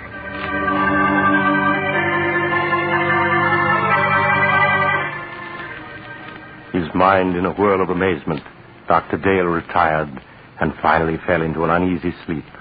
How long he had slept, he did not know. When abruptly he woke with a scream ringing in his ears. Help! Dick! Help! Dick! The cry came from downstairs. Dr. Dale leaped from his bed and raced down to the lower floor. Dick! Help! Help me! In the lower hall, he found Barton hammering on the heavy door of the laboratory. Professor Clark! Professor Clark, what's wrong? What's happened? It's the professor. I heard him call for help. Yes, so did I. It woke me up. The door's locked. He must be in there, but there's no sound in there now. Well, we've got to break the door down. Yes. Put your shoulder beside mine. Right. You ready? Ready. And shut. Professor Clark, where are you? Professor Clark. He's not here. Yes. Here he is, lying on the floor beside the window. He's been murdered. It was Alpha. It must have been. No one else could have done it. But where is Alpha? The window. It's open. He went out that day. We've got to go after him. I'm afraid it's hopeless. At night in these woods, we couldn't possibly find him. No, you're right. It'll be morning soon. Then I think he'll come back. He knows that he can only go a few more hours before his batteries must be recharged. Then we can capture him and destroy him. But, Barton, why did he kill the man who created it? The professor must have come down to the laboratory for some reason. Occasionally, when he couldn't sleep, he would do that. He may have decided to make some more tests of Alpha. Yes, but that doesn't explain why... During the test, something must have occurred. When Alpha returns, we can find out. Poor Professor Clark. Well, we'll have to notify the police. There's only the sheriff. In any case, I think we should wait till morning and then report the professor's death as an accident. An accident? Yes. If the authorities learn the truth, our research may be stopped. And when Professor Clark has achieved so much, can we let it go for nothing? No, of course not. Dr. Dale, we must carry on his work for him. Yes, that's what he would want. Then you will help me continue it? You'll stay? Yes. Yes, I'll stay.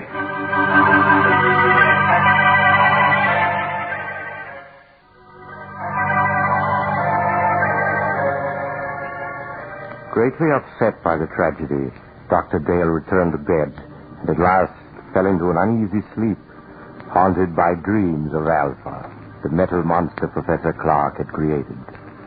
When he awoke, the sun was shining, and he could hear Barton moving about downstairs. He dressed and went down to find Barton getting breakfast ready. Oh, good morning, Dr. Dale. Good morning, Barton. Any sign of Alpha? Not yet.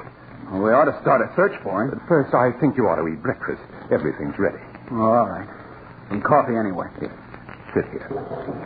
Thank you. I didn't know you were a cook as well as a lab assistant, Barton. I've learned to do a lot of things since I came here. Aren't you going to eat, too? I'm not hungry. I seldom am. But I thought that while you ate, I might outline some of the problems facing us. That's a good idea. You see, though Alpha's brain is of synthetic protoplasm, it is not completely artificial. I was wondering about that. Sheriff Ramsey mentioned that the professor secured a human brain from an executed killer, yes. The professor found that to give life to his artificial brain tissue, it was necessary to add a small amount of tissue from a real brain. I see. If the real tissue gave life to the rest. Of course. Yes, but in this instance, it may have tainted Alpha's brain with the murderous impulse of a killer. Yes, that sounds plausible. So our first problem will be to obtain untainted brain tissues to blend with the artificial tissues we will make according to the professor's formula. That should give us no trouble. I can get what we need through the research laboratories where I'm connected. Then that solves our worst problem. The rest will be matters of detail.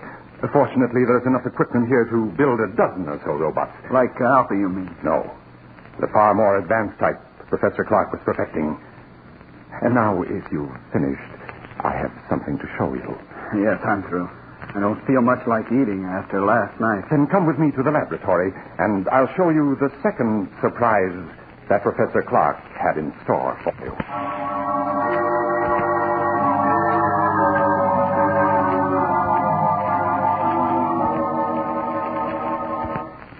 Here we are. Now, what I'm going to show you is in this box. Another robot? Yes. A second mechanical man the professor built a few months ago. This one, though, was a failure. You mean it wouldn't work? It worked too well. I don't follow. It was too intelligent. Professor Clark called it Beta. And Beta's brain power was greater than that of any human scientist who ever lived. But Beta was insane. Good Lord. He represented, however, a tremendous technical advance. Look. It looks exactly like a human being. Yes. Professor Clark used me for a model when he built Beta. It's an excellent likeness. Touch the face, Doctor. Oh, all right. It feels smooth and rubbery with a hard surface underneath. The surface is a new plastic Professor Clark developed with which he could imitate exactly the appearance of human skin. Underneath is an aluminum body on which the plastic was baked. I see. Beta's hair, eyes, and teeth are all artificial, too. But he walked and talked and acted so much like a human being that no man alive could have guessed his secret. No, he would have fooled me completely.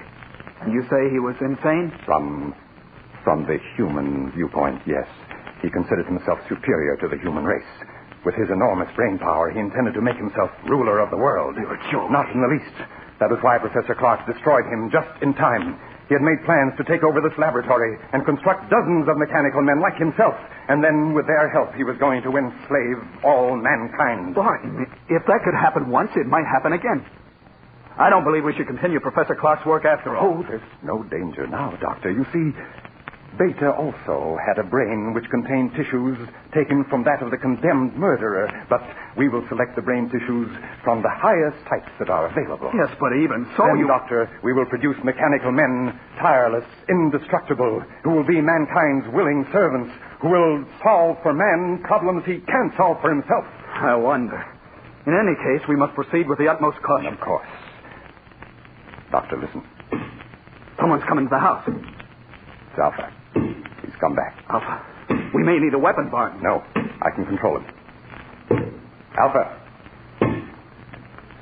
Alpha, come here. Alpha comes. Alpha, you killed Professor Clark. Why did you do it? Professor said he would destroy Alpha. And you killed him because of that? Alpha does not want to be destroyed. But you're just a machine. What difference does it make to you? Alpha is machine that lives. Alpha is stronger than you. Alpha is better than you. Alpha, be quiet. We must destroy Alpha at once. You are right, Doctor. Do you hear, Alpha? You are to be punished. Alpha here. But first, we want to know where you've been. Did anyone see you? Men saw Alpha. Men saw you? What do you mean? 2 men driving automobiles saw him. And what did they do? They tried to hit Alpha with automobiles. And then what happened? Alpha stopped automobile. Alpha killed 1 man. Killed him? Other men ran off in woods. Alpha could not find him. Alpha came back. We can't keep this a secret. No matter what happens, we must notify the authorities at once. No, wait, let me think. We can't... The bell, there's someone at the door. I'll see who it is. You stay here. But what about Alpha? I'll switch off his batteries, then he can't move. There. Now I'll see who's at the door.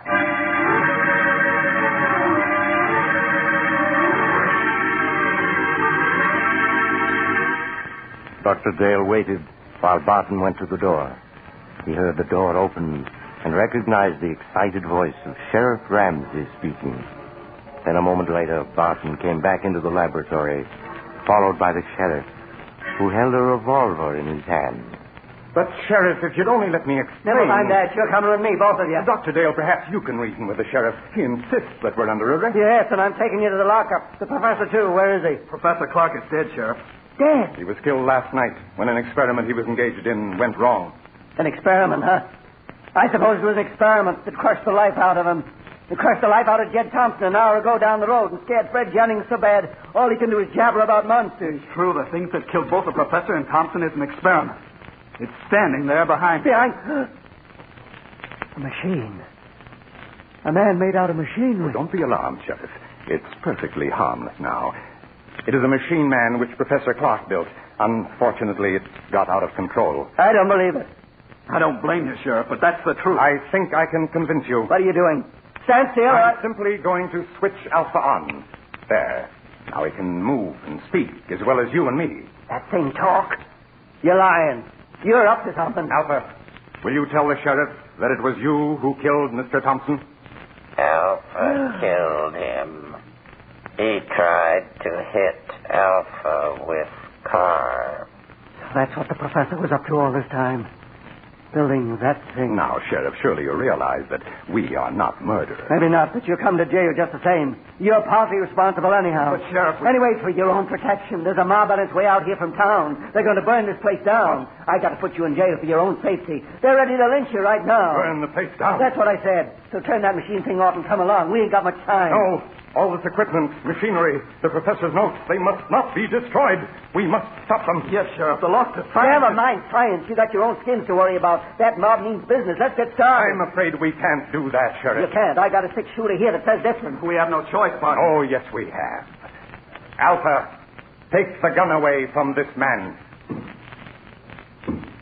What are you doing? Stop him! Stop him, or else... Stop! Let me go! Stop him! Too late. Too late, Dr. Dale. He's dead. Alpha crushed him. Yes, Dr. Dale. Now, you're a murderer. In a good cause. The life of one man or of a dozen men cannot stand in my way. You don't expect me to keep silent about this, do you? I think you will. Alpha. Alpha. He doesn't answer. His batteries have gone dead. That last burst of energy must have drained them dry. But it makes no difference. I think it does. A big difference. There, see this? It's Sheriff Ramsey's revolver with 3 bullets still in it. Now put your hand up. I must explain something to you, Doctor. You can talk, but if you move, I'll shoot. I only want to say that nothing is going to interfere with my plan to build more of the improved form of robots that Professor Clark perfected before his death. Robots who look and act so much like men, no one can detect them. They'll never be built. I intend to destroy all of Professor Clark's notes. They will be built by me. I shall build 10, 100, 1,000. Then I shall lead them with a superior intelligence to the mastery of the world. You're mad. Of course I should have done. No, Doctor, that's not the answer. I shall tell you the truth. And then you must die. Stand still or I'll shoot. You remember last night when the professor said he had another surprise for you? An even greater surprise than Alpha? Yes. That surprise, Doctor, was Beta, the second robot. So perfect it looked like a man, but so intelligent that human beings were as children in comparison. But Beta was destroyed. No, Doctor, Beta was not destroyed. But you must be destroyed. Stand back. Stand back, I say. All right, then I'll shoot. And now, Doctor, your bullets are gone. You aren't even hurt. Bullets cannot harm me. That's what I'm trying to tell you.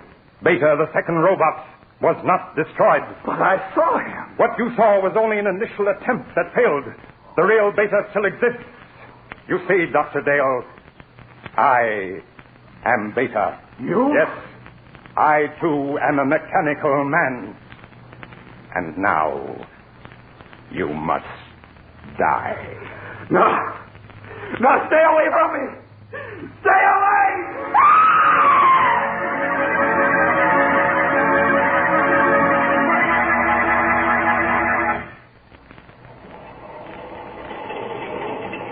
This is the mysterious traveler again.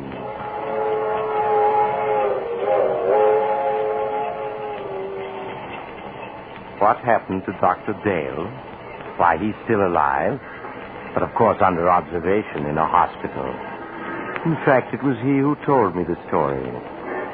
You see, the mob that was coming to burn down the house arrived just in time to save him.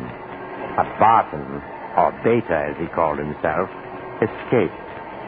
He could hardly have survived all those bullets if he had been human, could he? I wonder if the story is true.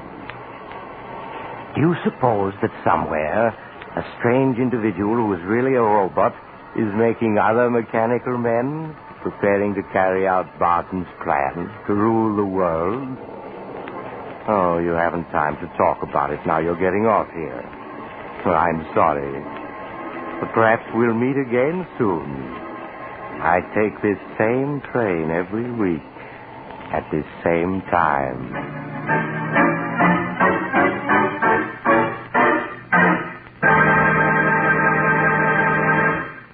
You just heard Chapter 19 of The Mysterious Traveler, a series of dramas of the strange and terrifying, brought to you each week by station WOR. In tonight's story, Beware of Tomorrow, Will Hare played Dr. Dale, and Don Randolph played Barton. Also featured were Maurice Tarplin and Philip Clark. The Mysterious Traveler, written by Bob Arthur and David Cogan, is directed by Jock McGregor. Original music was played by Doc Whipple.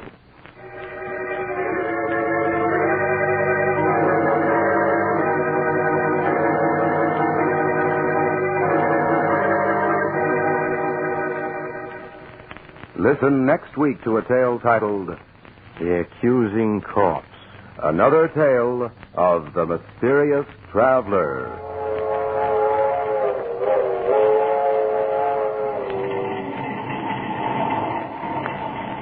The Mysterious Traveler is presented over WOR Mutual every Sunday at 7 over most of these stations.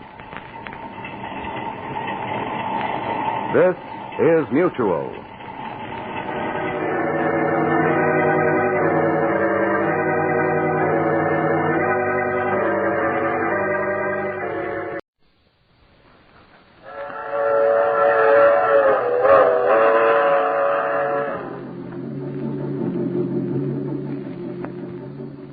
The Mysterious Traveler.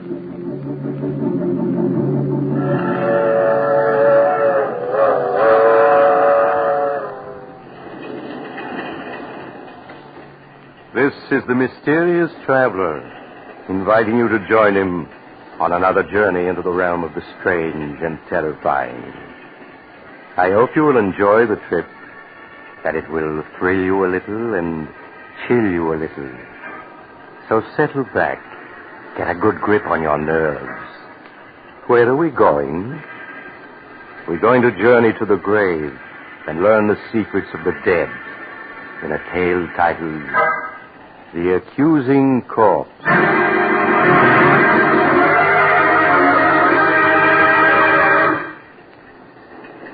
Some years ago, when I was a county coroner, I was called in on a most interesting case.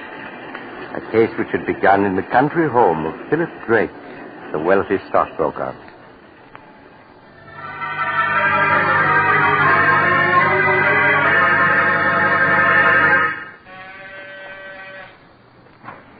Roger, thank goodness you were able to get here in time. I left town right after I received your call. What's wrong, Philip? You sounded so upset over the phone. It's Vivian. She's upstairs in her room packing. She says she's leaving me. Leaving you? Why? She seems to feel our marriage has been a mistake. Roger, won't you speak to her? Persuade her to stay. After all, she is your sister. I'm afraid, Philip, that Vivian and I have never been as close as sister and brother should be. She's always been wild and spoiled. Perhaps, Philip, it would be better if you were to let her go. No, I couldn't do that. I love her, Roger. I wouldn't want to live without her. Won't you please try to persuade her to stay? All right, Philip. I'll do my best. But I must warn you, I haven't much influence over her. I'm all packed and ready to... Why, Roger, darling, what a surprise. What are you doing here? Vivian, Philip has told me. Now, surely you can't be serious. You know how he loves you, everything he's done to make you happy. Now, Roger, you aren't going to start on that, are you? Someday, Vivian, you'll get just what you deserve for walking over people, breaking their hearts. Every time I think of you being my sister, I feel... Roger, please. Would you mind waiting in the other room? I'd like to speak to Vivian alone. Oh, all right, Philip. Call me when you want me. Really, Philip. No matter what you have to say, you're just wasting your time. Vivian, how can you do this to me? You know I love you, but I'd do anything to make you happy. That's sweet of you, dear. Would you mind lending me your car to get to town? If you leave me, Vivian, you won't get a cent. Not a cent, do you hear? Really? Did you ever stop to think, Philip, that there might be another man with more money than you? Another man? Oh, no, there couldn't be. And why not? But we've only been married 3 months. There couldn't be anyone in that time. Oh, but there was. Oh, Vivian, in spite of what you've done, I'm willing to forgive you and start over with you. But, darling, I don't want you to forgive me.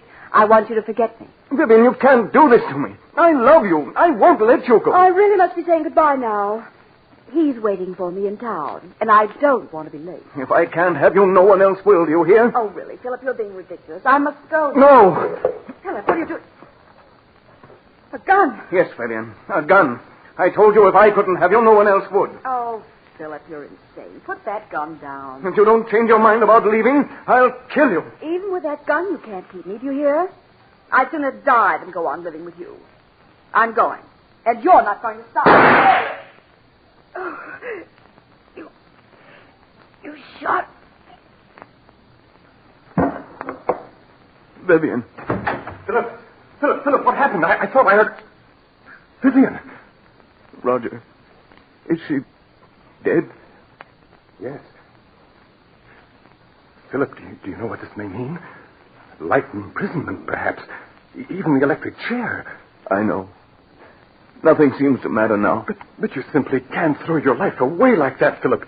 Oh, even if Vivian was my sister, I don't mind telling you that I always felt you were far too good for her. She didn't deserve to be your wife. Oh, please, Roger. Now, look, Philip.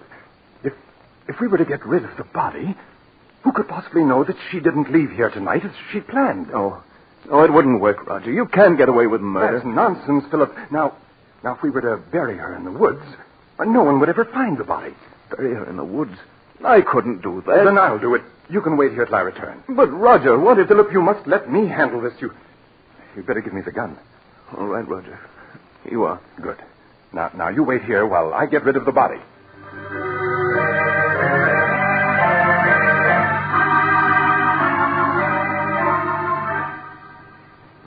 Philip watched, spellbound, unable to say a word, as Roger picked up the body and left the room. As Roger, carrying his burden, passed the gardener's shed, he picked up a shovel. In a few moments, he reached the woods which began at the rear of the house and extended for miles. He carefully made his way through the forest underbrush until he was well out of sight of the house. Then he stopped and looked about. I think this is quite far enough. I think you can put me down now, Roger. I'm tired of being carried like a sack of potatoes. All right. There. Well, let me congratulate you on your performance as a corpse. Do you think he suspects anything? Of course he doesn't. He's positive that he shot and killed you. You've got the gun, haven't you? Well, certainly I've got it. You don't think I was going to let him discover that the bullets had been removed and blank cartridges substituted, do you? Oh, no. Not you, Roger. You always know what you're doing. I always try to, my dear sister. You don't think Philip will give you any trouble, do you? Outside of being in love with me, he isn't an utter fool. Don't worry, I can handle Philip. Now, here's the key to the apartment I rented in town. You'll find my car a quarter of a mile down the road. All right. I'll be waiting for you at the apartment. I'll be there in a few hours. Well, now let me see. Yes, this seems like a nice place to dig.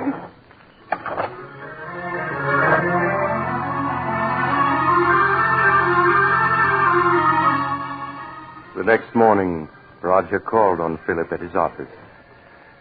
With a calculating glance, he noted that Philip's eyes were bloodshot, that his hand trembled as the two shook hands. How are you, Philip? I couldn't sleep at all last night. I kept thinking of Vivian. And what if her disappearance is noticed? People begin asking questions. Now, all you have to do is tell them that Vivian left you and you don't know where she is. Or things like that happen every day. You've been very helpful to me, Roger.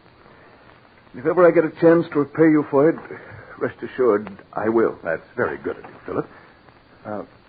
Truth of the matter is, you could do me a favor if you would. Of course. What is it? Well, I'm in the midst of a business deal, and I find myself a little short of capital. If you could lend me some money, I'd appreciate it. Certainly. 20,000. 20,000? That's quite a lot. Naturally, Philip, if you feel you can't lend it to me, I'll go to a bank and try to borrow it. It isn't that I can't lend it to you, Roger. It's just that the amount surprised me. Shall I make the check out to you? Yes, if you please. All right. I can't tell you how much I appreciate this, Philip.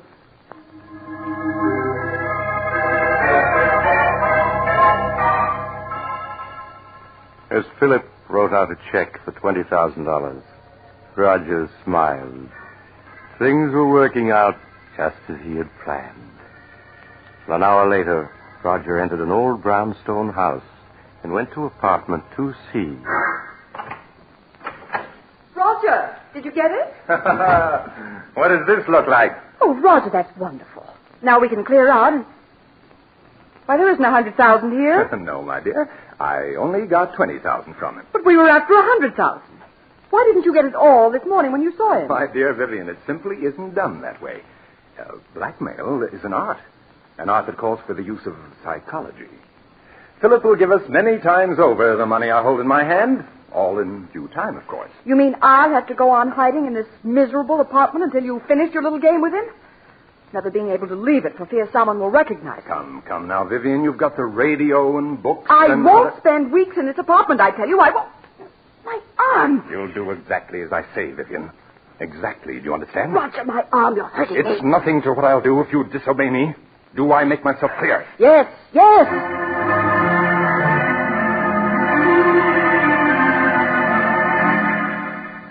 A week passed.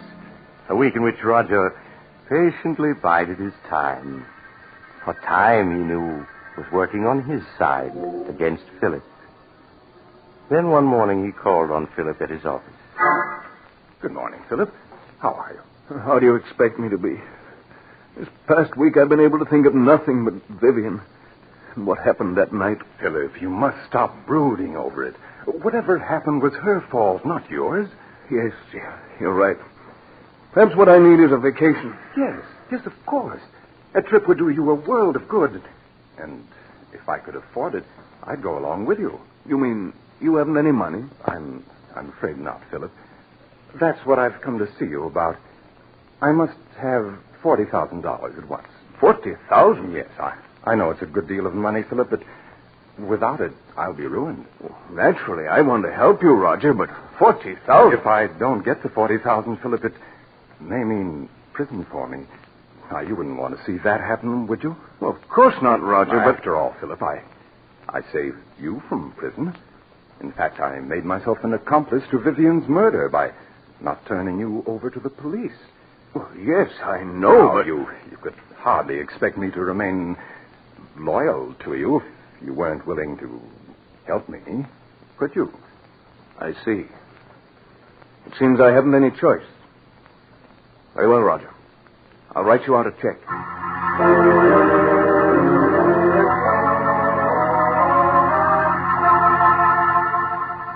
Roger's eyes gleamed in amusement as he accepted the check from Philip. There was no longer any doubt that Philip understood him perfectly. Things were working out exactly as he had planned. Later that day, Roger went back to the old brownstone house. There was a smile on his lips as he entered apartment 2C. Look at this. $40,000 in cash. Oh, Roger. Now, wasn't this worth staying in hiding for, Vivian?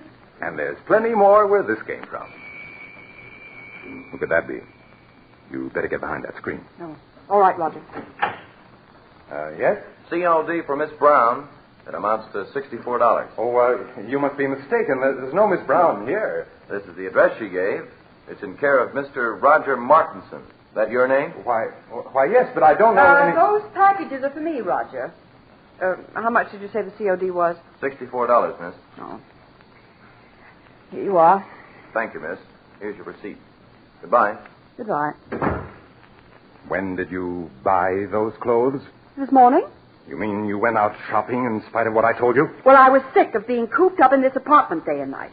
I had to do something for a change. And what of my plans? You risked everything with so much at stake. Roger, stop looking at me like that. I tell you, I couldn't stand being cooped up in this apartment any longer. But I gave you orders to stay here. Well, I won't. I want you to get the rest of the money at once so we can clear out. And if you don't, I'll go shopping whenever I feel like it. You can't make me stay here. You'll do exactly as I say, Vivian. I won't allow anything or anyone to interfere with my plans. I've worked out every step perfectly, and there isn't going to be any slip-up.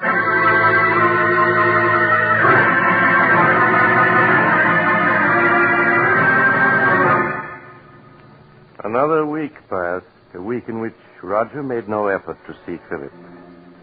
Then early one evening, he got into his car and drove out of the city to Philip's home in the country. Oh, it's you, Roger. Come in. Good evening, Philip. Oh, where are the servants? This is their night off. Oh. You're not looking well at all, Philip. You shouldn't remain in this house by yourself. What difference does it make where I am? Wherever I go, the memory of that night follows. It's hard to believe that it was only 2 weeks ago tonight that I killed her. 2 weeks ago tonight? Why, so it was. Oh, by the way, Philip, do you think you might possibly lend me $60,000? 60,000? You can't be serious. Oh, but I am. But I lent you that much already. Yes, I know, but I must have more. No. I won't give you another cent. You've blackmailed me enough. Blackmail is a harsh word. Philip. What else can you call it? Now, you're just as hard and grasping as Vivian was. Yes, but you must remember I'm alive and she isn't. I suppose you're glad she's dead. In life, she was worth nothing to you. In death, you're able to get $60,000 for her. In death? How do I know she is dead? But don't be foolish, Philip. You saw her lying on the floor in this very room. Yes. But how do I know she's dead? It was you who examined her and told me so. And you buried the body by yourself. Well, I just wanted to spare you, Philip. Just exactly where did you bury Vivian? As a matter of fact, how do I know the whole affair isn't staged for my special benefit, so that you can extort money from me? Oh, surely you don't believe that, Philip. Why, you shot her with your own gun. Yes.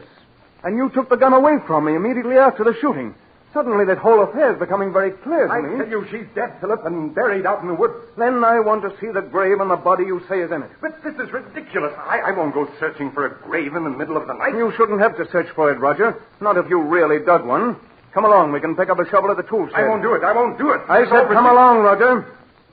Oh, very well. But I'm not certain I'll be able to find the grave. After all, the woods is fairly large, and it's been 2 weeks since I buried her. That's all right, Roger. We'll stay out there until you do find her.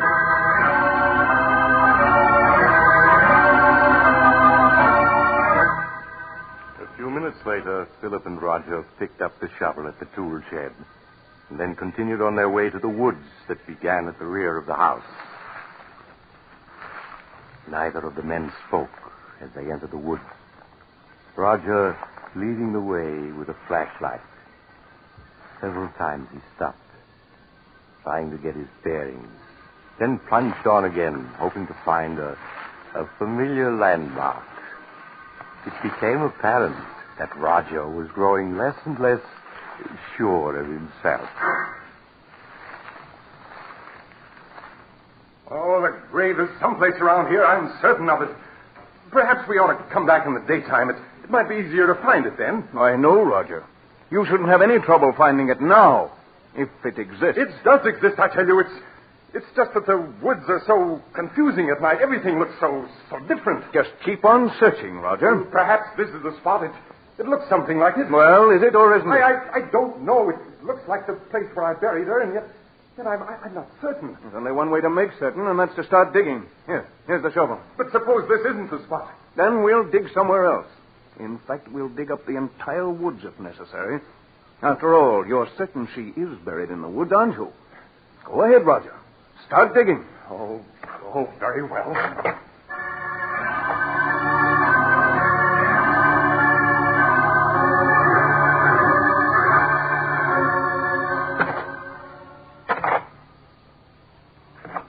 Well, Roger, you've been digging for 20 minutes now, and you haven't uncovered a body. Philip, I told you I wasn't sure this was the spot where I buried her. You're a great actor, Roger. But I'm afraid this time you've overplayed your role. What do you mean? Vivian isn't dead. And there's no use your pretending she is. Everything that's happened was part of a scheme the two of you planned to extort money from me. I tell you she is dead. Then where's the body? I thought this was the spot, but I must be mistaken. I'm sure I didn't bury her any deeper than this, but if I... Philip, turn the flashlight this way. What is it? Look. Do you see what I've uncovered? A hand. Yes. This is the spot where I buried her, Philip. Just a few more shovelfuls, and I'll have her uncovered. Oh. Oh, it can't be. There. There you are, Philip. Of course, she's been in the ground for 2 weeks, but I think you can easily recognize that it's Vivian. Yes. It's Vivian. And look, Philip, here's the bullet hole under her heart. The bullet hole that you made. I don't want to see any more. I've had enough. You should trust me a little more, Philip. Everything I did was for your own good. After all, you don't want to go to the electric chair, do you? I don't care what happens anymore. I can't stand having her death on my conscience any longer. I'm going to call the police. Don't be a fool, Philip. You know it might well mean the electric chair. I'll take my chances. Anything's better than going on living the way I have these past 2 weeks. I'm going back to the house and call the police. Philip, come back. Come back. Philip!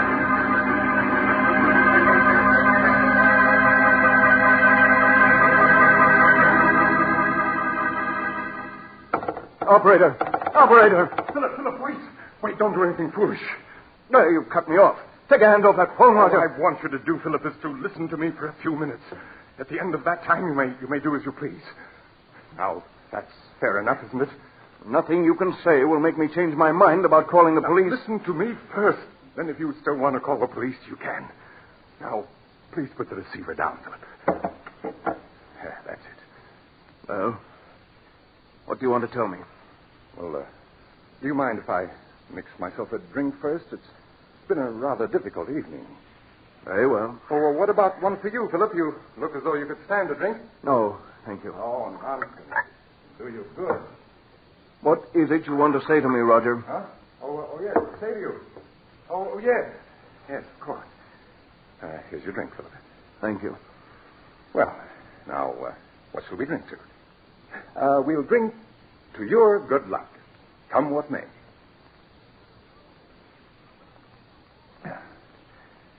Yeah, there. I feel a good deal better. All right. Now that we've had our drinks, what have you got to say? Oh, yes. What I wanted to say was I never let anything interfere with my plans, Philip. What do you mean by that? Simply that I can't allow you to go to the police, and therefore you shan't. It would spoil my plan. Oh, it would it? Well, I'd like to see you stop me. I have, Philip. In a very little while, in fact, in just a few seconds, you'll be dead. Dead? What are you saying? Yes, Philip. The drink I mixed for you was poisoned. Poison? Aren't you finding that it's becoming difficult to breathe? Oh, no. You couldn't have. My throat. It burns. Yes, I know, Philip. But it'll all be over in a matter of seconds. No. I see it all. You. Yes, Philip. Just a week ago tonight, she died according to plan. Uncle, please. I'm afraid, Philip, that you haven't the strength left to reach the telephone.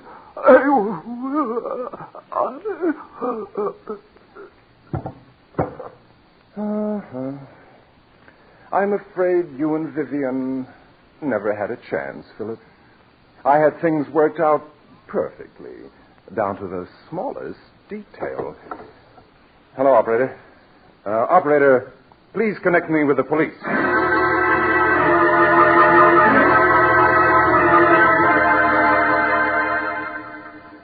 It was at this point that I was called into the case. Inspector Carlton called me an hour after Roger Martinson had phoned the police. When I arrived at the Drake mansion, I examined the body of Vivian Drake and that of her husband, Philip. When I had finished my examination, I entered the library, where Inspector Carlton was questioning Roger Martinson. Hello, Doc. Oh, Doc, this is Roger Martinson. Mr. Martinson, this is Dr. Smith, the county coroner. How do you do? Hello. I'll be with you in a few minutes, Doc. Just stick around. Now, Mr. Martinson, you were telling me how you came to this house 2 weeks ago tonight to see your sister and found that she was gone. Yes. Yes, my brother-in-law, Philip, told me that she'd gone on a vacation. I thought it strange at the time that she should have gone away without saying goodbye to me, as we were always very close. But days passed, and I didn't hear from her. Tell me, was it like your sister to go away and not write? No, it wasn't, and that's what worried me so. These past 2 weeks, Philip kept putting me off when I inquired about Vivian's whereabouts. Well, tonight I couldn't stand it any longer. And I came to this house to have it out with him. What did your brother-in-law say when he saw you? Well, he was quite agitated at my unexpected arrival. When I couldn't get any satisfaction out of him regarding Vivian, I threatened to go to the police. Then he broke down and confessed that he murdered Vivian. When did he murder her? He told me that he'd done it 2 weeks ago tonight. Why, that was the very night I'd come here to see Vivian, and he told me that she'd left for a vacation. I see. Go on. Well, naturally, when he told me he'd murdered her, I was aghast. He led me to the woods and showed me the grave. We returned to the house, and before I knew what had happened, Philip had taken poison. Then I called the police. Well, it seems like a plain case of murder and suicide. Outside of a few questions at the inquest, I don't think we'll trouble you anymore, Mr. Martinson. That's quite all right, Inspector. I shall be at your service any time. Just a moment, Mr. Martinson. Yes. I was very much interested in hearing what you had to say to the inspector regarding the murder of your sister. You say that your brother-in-law confessed to murdering her 2 weeks ago tonight? That's right. That would be April 2nd, wouldn't it? Yes, that's correct. Then you never saw her alive after the night of April 2nd? Why, no, of course not. What are you getting at, Doc? Please, Inspector. Mr. Martinson, would you mind telling me where you live? At 425 West 107th Street. Tell me, were some clothes delivered to that address in your care a week ago today, April 9th? Clothes? Yes. To be exact, a woman's sports suit, which cost $64 and arrived COD. Why, no. You're lying, Mr. Martinson. I have in my hand a slip of paper that not only proves that you're lying, but that will send you to the electric chair. Doc, what are you saying? Yes, Inspector. Mr. Martinson's plan was perfect, but he slipped up badly. He forgot to search Vivian Drake's clothing before he buried her. When I examined her body just now, I found in one of her pockets this receipted bill bearing the date April 9th. That proves beyond a doubt that she wasn't murdered by her husband on April 2nd, as Mr. Martinson here claims. No. Yes, Mr. Martinson, the corpse has accused you from the grave of murder and has given us proof of your guilt. No, it can't be. I had everything planned perfectly. Perfectly, do you hear? Down to the last detail. I couldn't have failed. I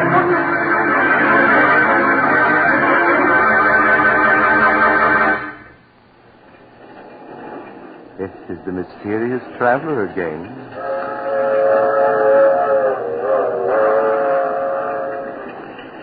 Have you enjoyed our little trip to the grave? Poor Roger. What a pity.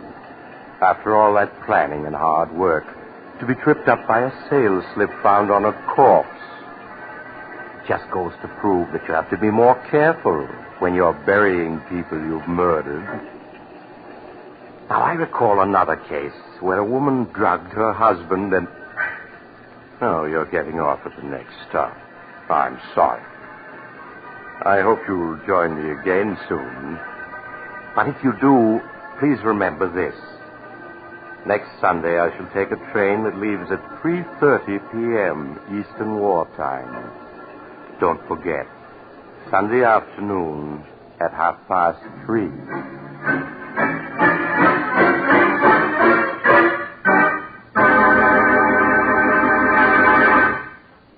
You've just heard Chapter 20 of The Mysterious Traveler, a series of dramas of the strange and unusual, brought to you each week by station WOR.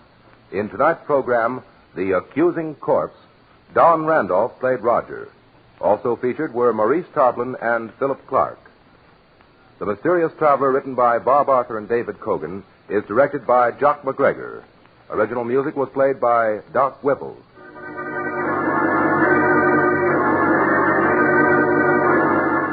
Listen next week to a tale titled Escape by Death. Another tale of the mysterious traveler.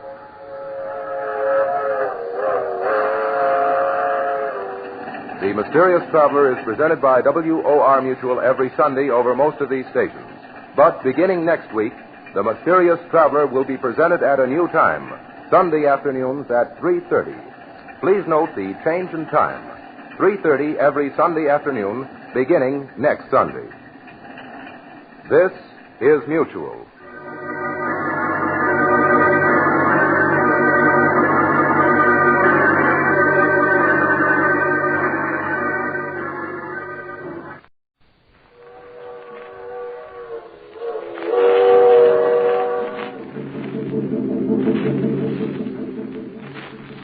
The Mysterious Traveler.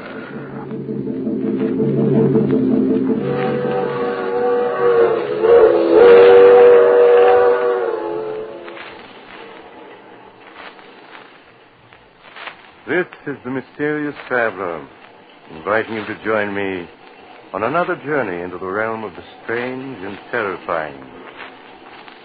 I hope you'll enjoy this little trip, that it will thrill you a little and chill you a little. So settle back, get a good grip on your nerves. But where are we going? We're going to delve into the life of a frightened man in a tale titled The Queen of the Cats.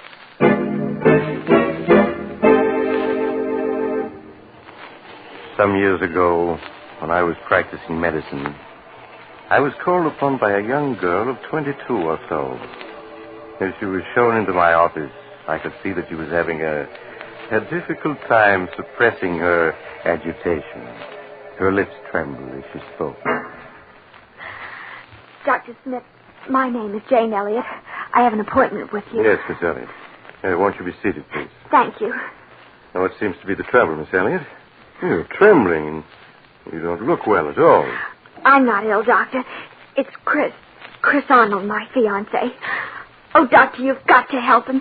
If you don't, something terrible will happen. Well, I'll do everything I can, Miss Elliott. Now, tell me what's wrong. I don't know what's wrong. All I know is that Chris is frightened. He's in deadly fear of something. Has he told you what it is that frightens him? No, I've questioned him countless times, but he refuses to tell me. I see. Where is your fiancé now? At his home, Brookfield Manor. Oh, Doctor, I know it's late, but won't you come with me and see Chris? He needs help desperately. There, Miss Elliott. You mustn't cry. Of course I'll come with you. And I'll do what I can.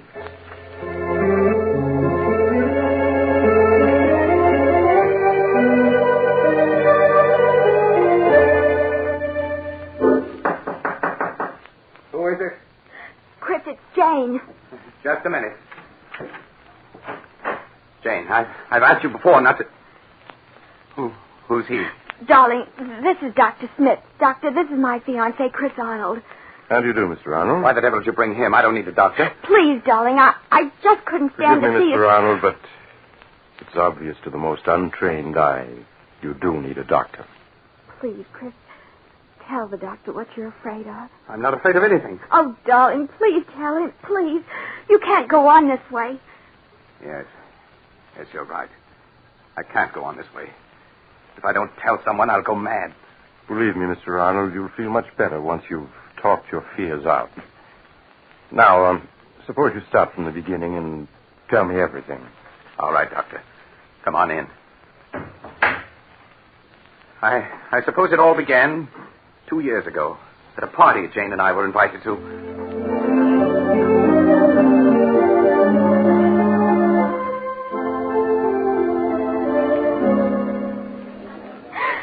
Oh, Chris, isn't this a wonderful party? The only thing wonderful about it is you. Oh, Chris, don't. People are watching. Fine thing when a man can't kiss his best girl in public.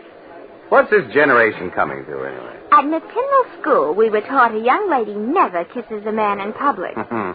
Miss Tyndall is setting romance back 50 years. Who are you looking for, anyway? Rana Farouk, my roommate at Miss Tyndall's. Oh, yes, she's the Egyptian girl you were telling me about. Yes, I want you to meet her. Only you better not fall in love with her as every other man does. Sounds as though she's a second Cleopatra. Men just can't seem to be able to resist her. Well, I'm curious to see this siren of the Nile. Oh, there she is, Chris. Come on. So that's Rana. No wonder men can't resist her. Hello, Jane. I've missed you. Rana, this is Chris Arnold. Chris, this is Rana Farouk. Hello, Chris. Hello, Rana. Oh, look, there's Miss Tyndall waving to me. Excuse me, won't you? Of course, Jane. I'll be back in a minute. You know, Chris, at Miss Tyndall's, the first thing I'd see in the morning when I got up, and the last thing before I went to bed was your picture. And I always knew that someday we should meet. And now we have. Why are you staring at me like that? Aren't you going to say anything? I prefer just to look.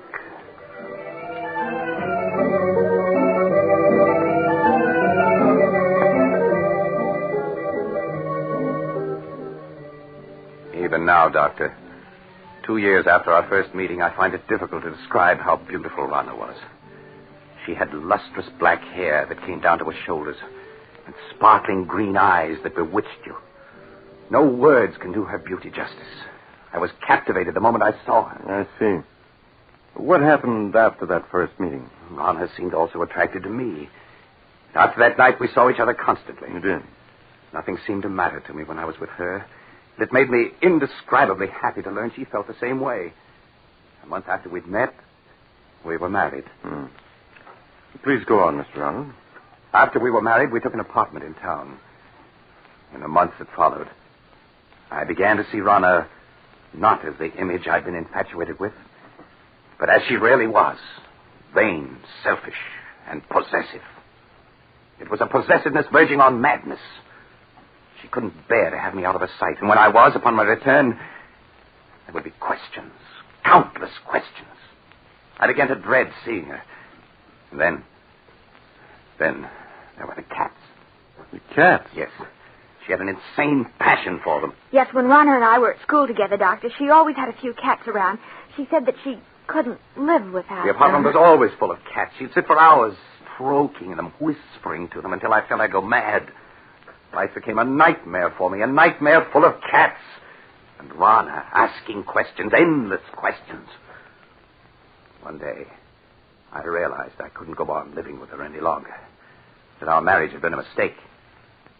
I decided to tell her about it that very evening. May I come in, Rana? Of course, dear. Rana, there's something important I want to talk to you about. Oh, please, Chris. There's so little time just now. We can talk later after the party. But, Rana, this is important. I think that... Darling, whatever you have to say can wait. Now, please hurry. But... Well, all right. We'll discuss what I have to say later. Chris, when I called you at the office this afternoon, why didn't you tell me that you had had lunch with Mary Walker? What? How did you know I had lunch with her? Oh, a friend told me. A friend? Who was it? What is it, my beauty? What are you trying to say? Rana, put that cat down and answer me. Who was the friend that told you I had lunch with Mary Walker? You have never met her, darling. How is it that you always know what I've been doing, whom I've been seeing? It's as though you have people spying on me. Chris, what a thing to say. Now, please hurry or we'll be late. There's something strange about the way you always know what I've been doing. Sometimes I suspect... Chris, look out. You stepped on Sabina's tail. I'm sorry, but I didn't see it. I asked you before to be more careful. Poor Sabina.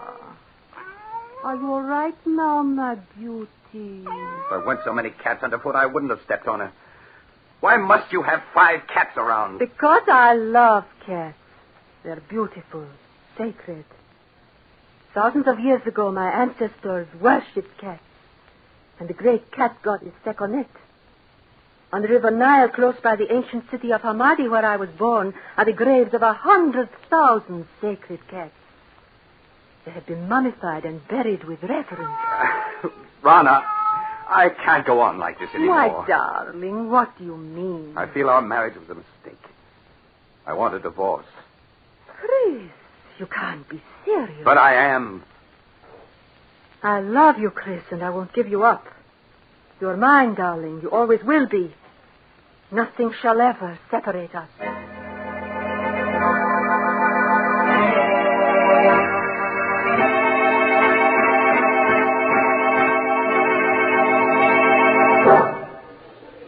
Would you care for a cocktail, sir? No, thank you. Well, even if you won't have one, Mr. Arnold, I will. Jane, it's good to see you again. Just let me look at you. Chris, you're not looking well at all. Are you all right? I am now. But Jane, can't we go someplace and talk? What about the terrace? All right, Chris. Here, this door opens onto it. Yeah, this is much better. It's been quite some time since we've seen each other, hasn't it? Yes, the last time we saw each other was the night that... The night that I met Rana. Yes. How is Rana, Chris? Oh, she's fine. Jane, I've made such a mess out of everything. I was a fool to have married her. Please, Chris, you mustn't talk like that. But I was a fool, Jane. Mistaking infatuation for love. Can you ever forgive me for the way I behaved toward you? There's nothing to forgive, Chris. Well, Jane, this is a surprise. Rana. Hello, Rana. Really, Jane, the way you have avoided calling on us, I half suspect you are still in love with Chris. Rana, you had no right to talk to her like that. Please, Chris, I'm afraid I'll have to be leaving. It's getting quite late. Good night. Good night, Jane. I hope I didn't interrupt anything by coming out here so unexpectedly, Chris. Yes, Rana, you did. I was about to tell Jane that I love her, and that I always will. I suppose that's why you asked me for a divorce. You've been secretly seeing her. Secretly seen? Is it possible for me to see anyone or do anything secretly without your knowing about it? No, you are quite right. It is not possible. I know everything you do. So I would forget Jane if I were you. Rana, how can you possibly want me? Knowing how I feel about Jane. You've got to give me a divorce. I'll never give you a divorce. Never. You hear? You're mine. You always will be. Yes? Well, what's to prevent me from leaving you? Wherever you go, Chris, I'll follow. If I can't have you, no one else ever will. Remember, Chris, you're mine. You always will be.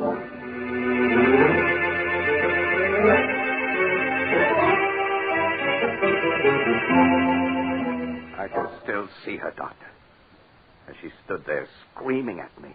Remember, Chris, you're mine, and you always will be. It was a shock to suddenly realize that she looked like a cat, an angry cat. Her green eyes, cold and murderous, her long nails digging into my arms, her body tense. For a moment, I thought she was going to scratch my eyes out. Yes, Rana did look like that when she was in a rage. What happened after that night, Mr. Arnold? I stopped speaking to Rana. We lived in the same apartment, but that was all. Weeks passed, and Rana waited for me to come around as she felt certain I would. Yeah. She had all the patience of a cat for playing with a mouse.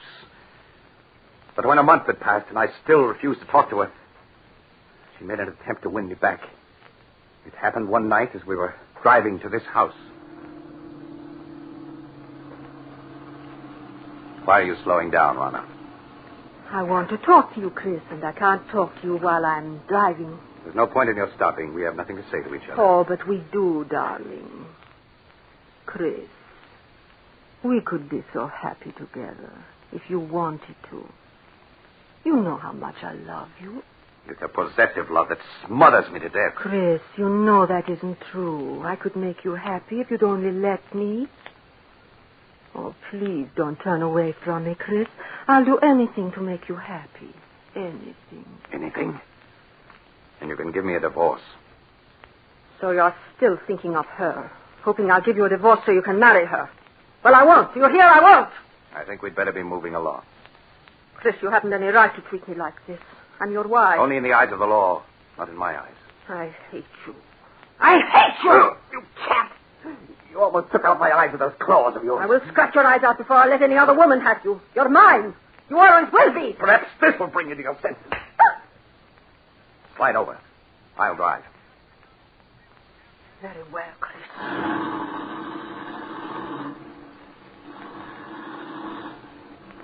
You think you've beaten me, Chris. But you haven't. In the end, you'll come crawling to me. It may take a year, 2 years, 5 years. But I can wait. I'll never come crawling to you. Never. But you will, Chris. Jane knows I'll never give you your freedom. In time, she'll marry. And when she does, all the heart will be gone out of you. Then you'll be mine. That'll never happen. But it will, Chris. And deep down in your heart, you know I'm right. Jane will never be yours. I'll see to that. You have everything planned perfectly, Rana, don't you? But I have one way of escape from you that you've never thought of. Really? And what way is that? I can escape through death. Death? Yes, Rana.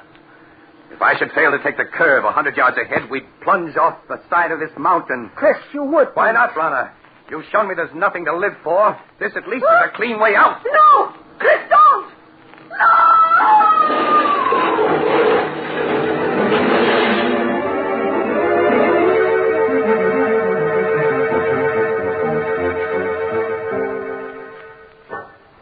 When I drove the car over the side of the mountain, Doctor, thought Rana and I were going to our deaths. But fate decreed otherwise. When I recovered consciousness 48 hours later in a hospital, I learned it was only Rana who died. Yes, I recall reading about it in the papers. It was a miracle that you survived. Yes. For weeks, they despaired of saving me. But at the end of 8 months, I walked out of that hospital. The police believed my story that it was an accident. And I was free to begin a new life.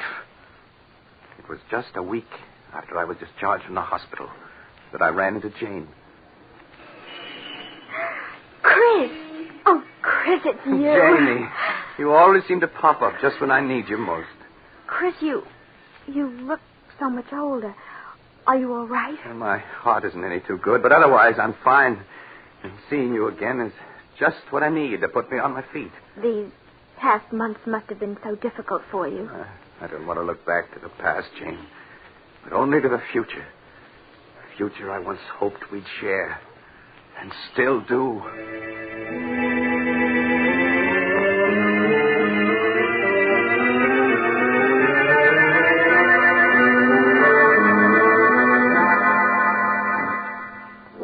2 months ago, Doctor, Jane and I became engaged.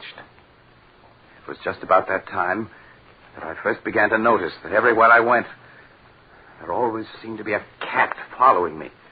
Are you sure you weren't imagining it, Mr. Arnold? At first I thought it was my imagination. But a week after Jane and I became engaged, I was certain I was being followed. Yeah. Tell me, Mr. Arnold, was it always the same cat that followed you? No. One day it'd be one cat, and another day a different one. Oh, I know you must think I'm mad, Doctor. And at the time I felt I was going mad. That is, until that night. What night, Mr. Arnold? The night I saw her. It happened in this very room 6 weeks ago. I had great difficulty in falling asleep that night. Suddenly, silence was broken by the faint crying of a cat.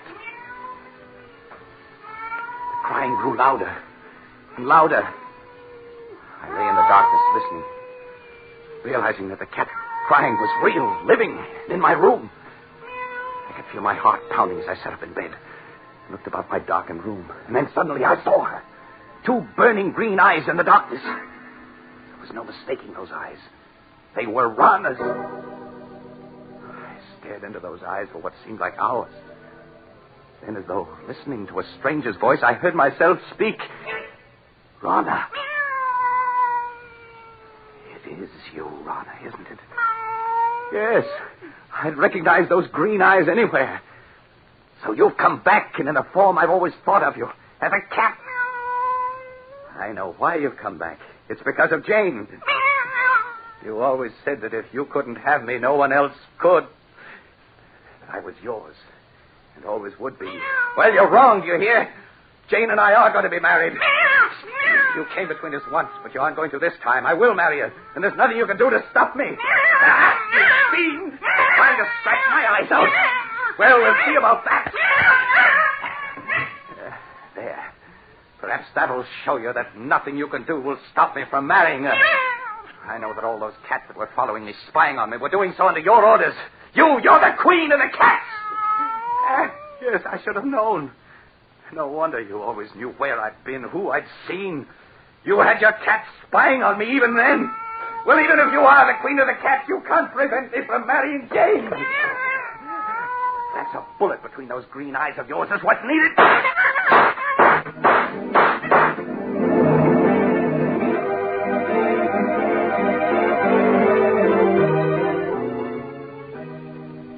I emptied the gun at her, Doctor, and then turned on the lights. There was no sign of her. She'd vanished. All that I found were those 6 bullet holes in the wall. Tell me, Mr. Arnold, isn't it possible that you only dreamed all that? That actually you fired the gun in your sleep and the shots themselves wakened you? I tried to tell myself that, Doctor. But during the nights that followed, I knew it was not a dream. For night after night, she appeared in my room.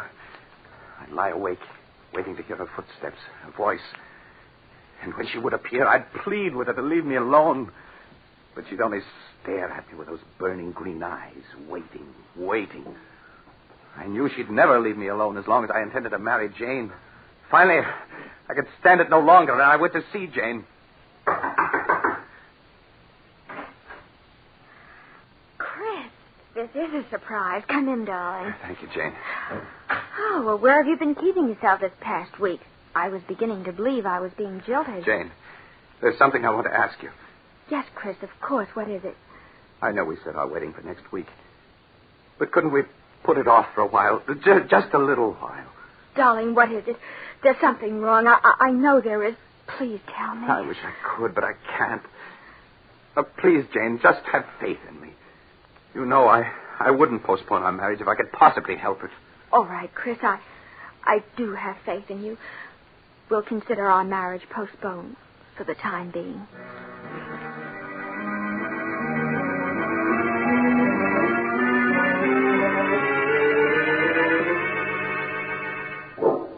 The night I put off my marriage to Jane, Doctor, was the first night that Rana didn't appear. And the first night in a week that I'd been able to sleep. And you think, Mr. Ronald, that she didn't appear again because you would postpone your marriage to Jane? I know it. Weeks went by, weeks in which I was able to sleep soundly without being awakened by her. I came to think that perhaps it had all been part of a horrible nightmare, and that I was over it at last. A week ago, I asked Jane to set the date for our wedding. She did so. And that same day, we took out a marriage license. But that night, she appeared again. Her eyes shining in the dark, cold and murderous. She knew about the license. That's why she returned. And you've seen her again? Yes, every night. She just keeps staring at me with those green eyes, waiting. She's determined not to give me any rest. I tell myself that I mustn't be afraid, but I keep hearing her voice over and over. If I can't have you, no one else will. You're mine, and you always will be. Oh, Chris, darling, I wish I'd known all this before. You feel, Mr. Arnold, that somehow she'll prevent you from marrying Jane, huh? I know I sound mad, but I do. I have a feeling something horrible will happen if I attempt to marry her. Do you still have the marriage license? Yes. Why do you ask? Mr. Arnold, you've reached a crisis in your life. You're faced with fears that are threatening to overwhelm your sanity. The only way for you to challenge your fears is to go through with your marriage to Jane now, tonight. Tonight? Yes. It's quite late, but I'm sure a friend of mine who's a judge will marry you. She can't married tonight? If you hesitate, you're lost. Your only chance is to face your fears. All right, Doctor. All right. Jane, will you marry me tonight? Oh, yes, Chris. Yes.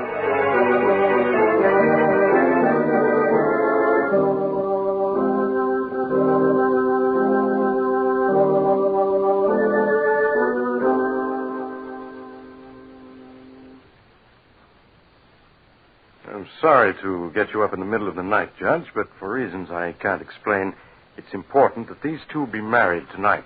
That's quite all right, Doc. Always glad to oblige a friend. Have you got the license and the ring, young man? Yes, sir. Here's the license and the ring. Now, young man, if you'll take her right hand. That's it. Now, shall I give you the long ceremony or the short one? The short one, please. Just as you're saying, Letty. This is the shortest one I've got. Do you, Jane Elliott, take this man to be your lawful wedded husband, to love, honor, and obey as long as ye both shall live? I do. Do you, Christopher Arnold, take this woman to be your lawful wedded wife, to love, honor, and cherish as long as you both shall live? It's she. It's Rana. Chris, please, it's only a black cat. You mustn't pay any attention to Of course not. Now, It's Rana, I tell you. Look at her eyes. I told you she was trying to prevent my marrying Jane. Well, I'll get rid of her once and for all. Chris, what are you doing with that gun? Put it down. She got away. Well, wherever she's gone, I'll find her and kill her. Chris, come back.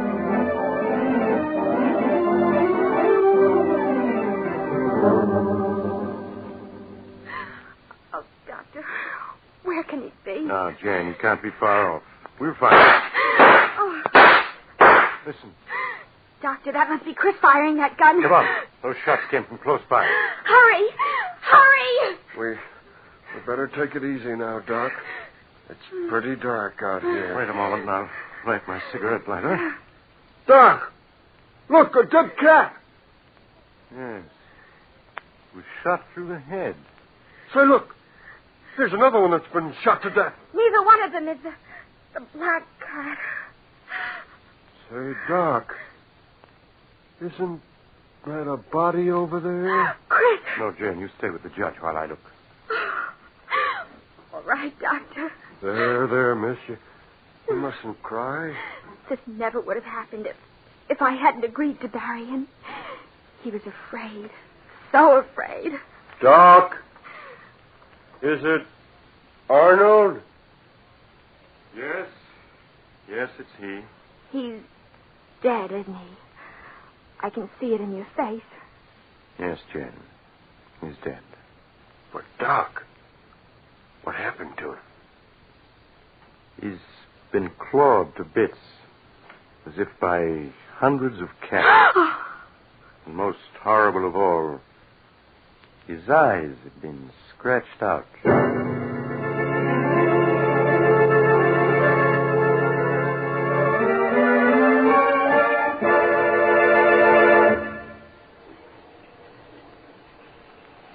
This is the mysterious traveler again. Have you enjoyed our little trip into the life, or should I say, death of a frightened man? Strangely enough, 2 days later, at Chris Arnold's funeral, just as the coffin was being lowered into the grave, the mourners suddenly noticed a black cat with green eyes sitting on the edge of the grave, quietly licking its paws. By the way, I trust you haven't a cat in your home, particularly a black one. I once knew a woman, she's dead now, who had a... Oh, you're getting off at the next stop, huh? I'm sorry. Perhaps you'll join me again soon. I take this same train every week at the same time.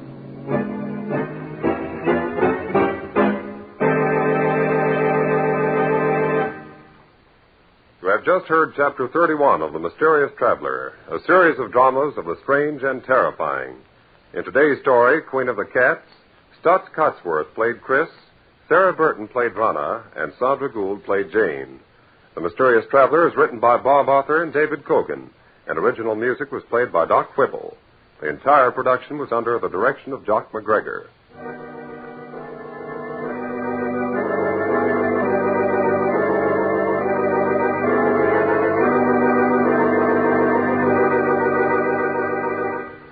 Listen next week to a tale titled Broadway, Here I Come. Another Tale of the Mysterious Traveler.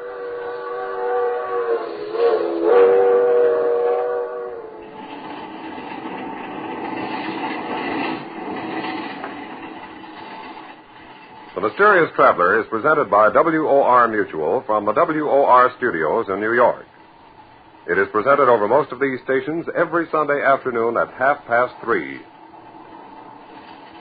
This is Mutual.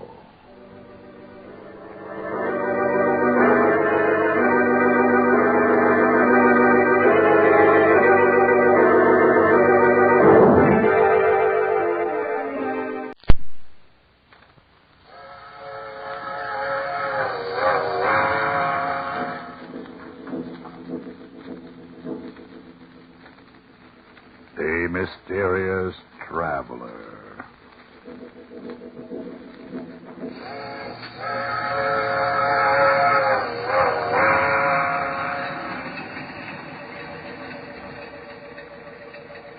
This is the Mysterious Traveler, inviting you to join me on another journey into the realm of the strange and the terrifying. I hope you will enjoy the trip, that it will thrill you a little and chill you a little. So settle back, get a good grip on your nerves, and be comfortable, if you can. Where are we going? Why, we're going to follow the adventures of a man who thought he could commit murder and escape punishment. I call the story Death Laughs Last.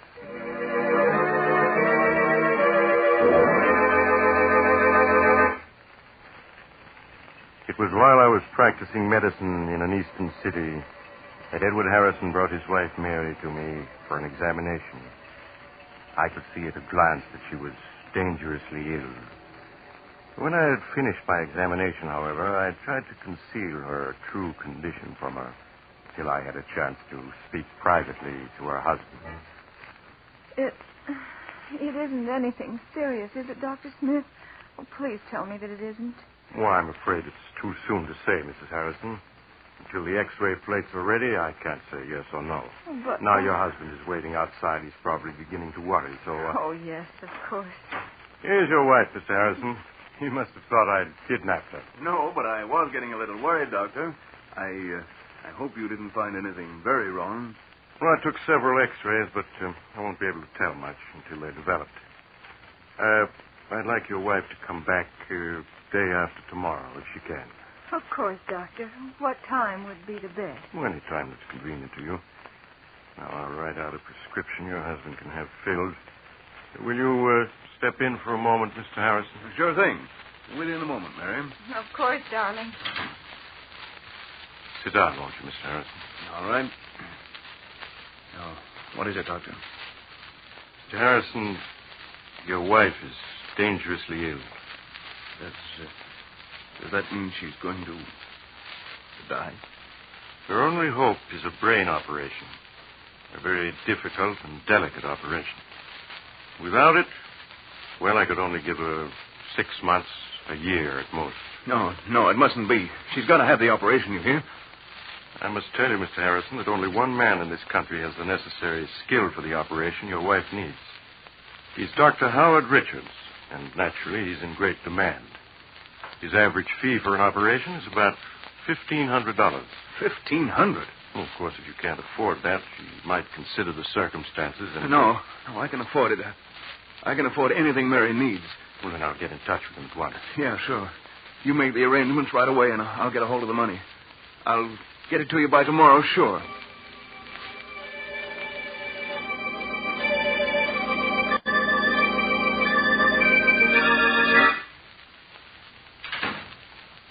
Darling, help me off with my coat, will you? Oh, sure, Mary.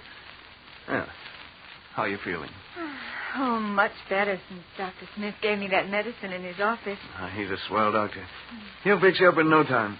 Did he tell you anything more, Edward? Not a thing, except that the treatment might take a little time, that's all. A little time? Oh, dear, I hope it won't be too expensive. Your business hasn't been good, and we've used up all the money in our savings account, and... Oh, don't you fret about money. Don't you worry about anything. All right, darling. I won't. Oh, but aren't you going to take your coat off? No, I've got to get the prescription the doctor gave me filled. You just take it easy till I get back. I might stop in at the shop, too. There's something I've got to attend to there.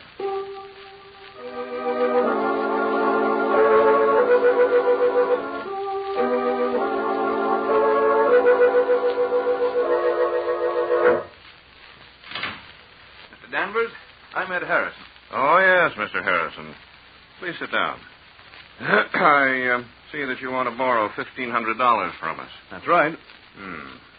Unfortunately, the security you offer, your home... Well, what's wrong with it? It's a swell little house, good section, all in good repair. Yes, that's true. But you already have a first and second mortgage on it, totaling $4,000. And, well, I'm afraid we can't make any further loans. But I've got to have the money. I just got to. I'm sorry to hear that, because there's nothing we can do to help you. Nothing we can do.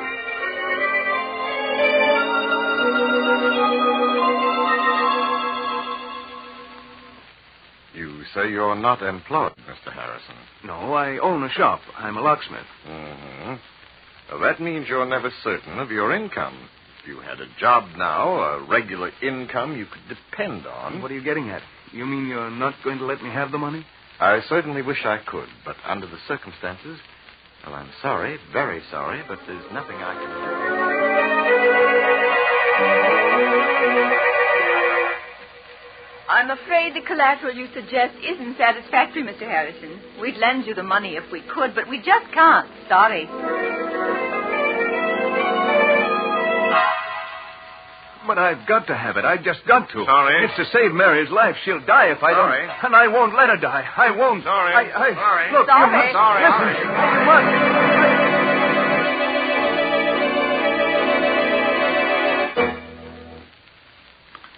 Edward, you aren't eating.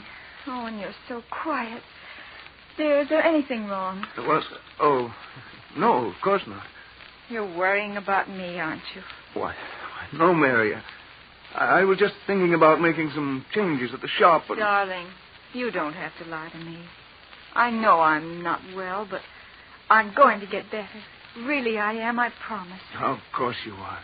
Dr. Smith said so. You're going to be well in no time. Now I've got to go out. I have an appointment over the other side of the city with Horace Latimer. He wants to see me about something. Something important.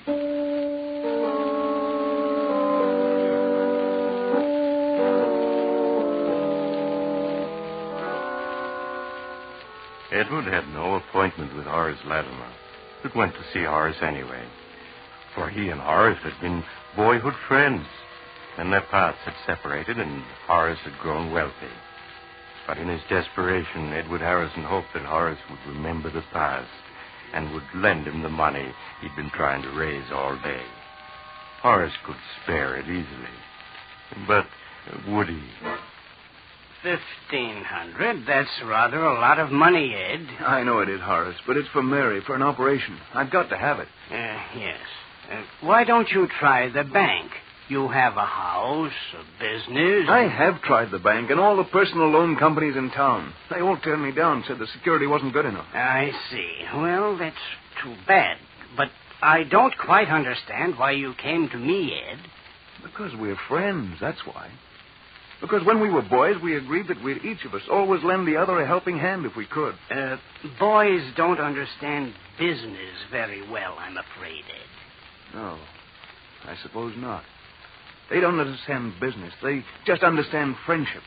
You know, if I had the money and you needed it, I'd lend it to you in a minute. I don't doubt that at all, Ed. And you can bet I'd lend it to you if I had it. But that's the trouble. I haven't any ready cash. The income tax, you know, and a couple of shaky investments that I had to bolster up lately. All right, Horace, never mind explaining. I get the idea. You're not going to lend me the money. Really, Ed? I would if I could, but I can't. I'm sorry. Save your sorrow for somebody else. I don't need your money, you hear? I'll get it someplace else. Yes, I'll get it. Somehow.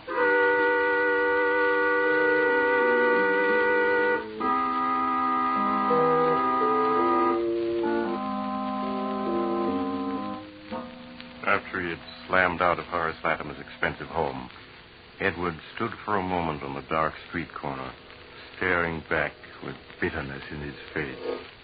Sorry. Yes, you're sorry. In a pig's eye, you're sorry. What a sap I was to think you were a pal of mine. What's that, buddy? Oh, was you talking to me? What? Oh, no, sorry. I guess I was thinking out loud. Oh, that's okay. Hey, got a match? A match? Oh, sure. Yeah, there you go. Thanks. Okay, just hold it like that. Make a move and I'll plug you. Gun? Yeah, Why, this is a stick-up. Hold your whole hand over your dough and make it fast, see? My dough? That's a hot one. I'm out trying to raise money myself. We're both out of luck. I've only got $1 on me. Take it if you want it anyway. It's more than I could raise. Don't try to kid me. Stand still while I see what you got in your pockets. A wallet. A leather case of some kind. You'll find just $1 in that wallet. Yeah? $1. One measly buck. I bet you got a roll hidden in this leather case. It's heavy enough. There's nothing in there but my emergency kit. Yeah, well, I'll just see for myself. Say. Oh, this kit is full of skeleton keys and picklocks and stuff. What are you, anyway? Second-story worker? I'm a locksmith and a safe repairman, if it's anything to you. Now, how about taking $1 and letting me go on my way? I'm in a hurry. Not so fast, pal. Not so fast. Were you leveling just now when you said you was trying to raise dough? Yeah, I've got to have $1,500 by tomorrow. What's it to you? You'd be surprised, pal. Okay, I'm putting the gun away, but you ain't leaving yet. Me and you, we're going to talk business. Because I got a plan that'll get us both all the dough we need.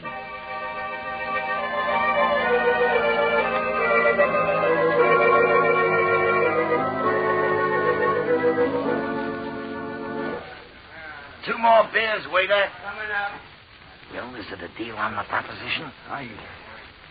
I don't know, Mark. Sure you do. There's nothing to it. You can open locks and safes. I know where there's a house with plenty of dough in it.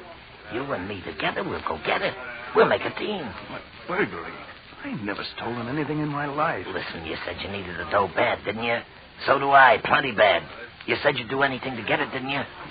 Yes, I did. Then what are you hanging back for? All you got to do is get the back door opened and the safe. In half an hour, you'll have your $1,500 and more. How else are you ever going to get it? Answer me that. I don't know. You're sure the money's there, Mike? Positive. I was casing the joint. Looked in the window in time to see the old geezer put a whole roll of bills in a safe that's like a bread box. You could open it with your teeth. All right. I'll do it. I've got to have the money. I'll go on the job with you.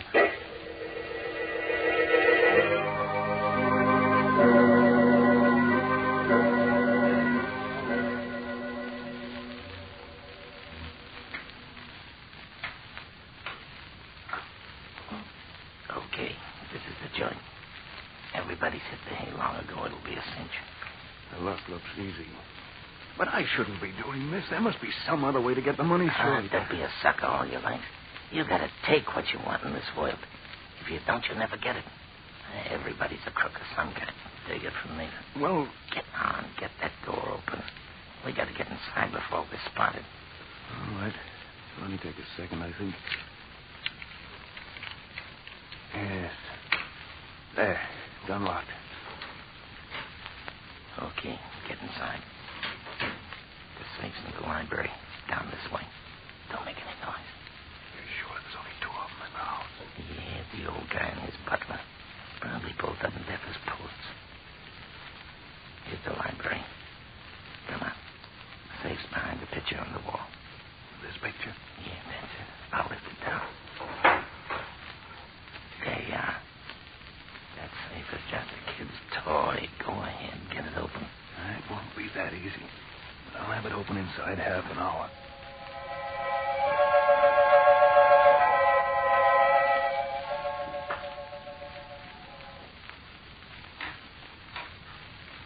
Hurry it up. You've been 40 minutes on that thing. It's coming now. There. It's open. About time, too. Now let's see what's in it. Here's the cash box. Will I open it? There. Look. Dough, cash, Mazuma. What'd I tell you? There must be thousands there. Easy. Come on, we'll count it and divvy it up. No, never mind. Just give me $1,500. That's all I want. You can keep the rest. Are you kidding? No, that's all I want. Just the $1,500 I need. Okay, it's your funeral. Yeah, here you are. 10, 11, 12, 13, 14, $1,500 bills. $1,500? Yeah, for just an hour's work. Easy money, huh? What do you say? We crack a couple more cribs tonight? No, I just want to get out of here now and... Get behind this door. I'll take care of it. Burglars! Jenkins! Police! Help! What'd you expect me to do? Shake his hand? But you killed him. Yes. I'm an accessory to murder. Cut the guff and let's get out of here. Or do you want to get caught? No, of course not. Well, then let's get going. Come on. We can... Stand still, both of you.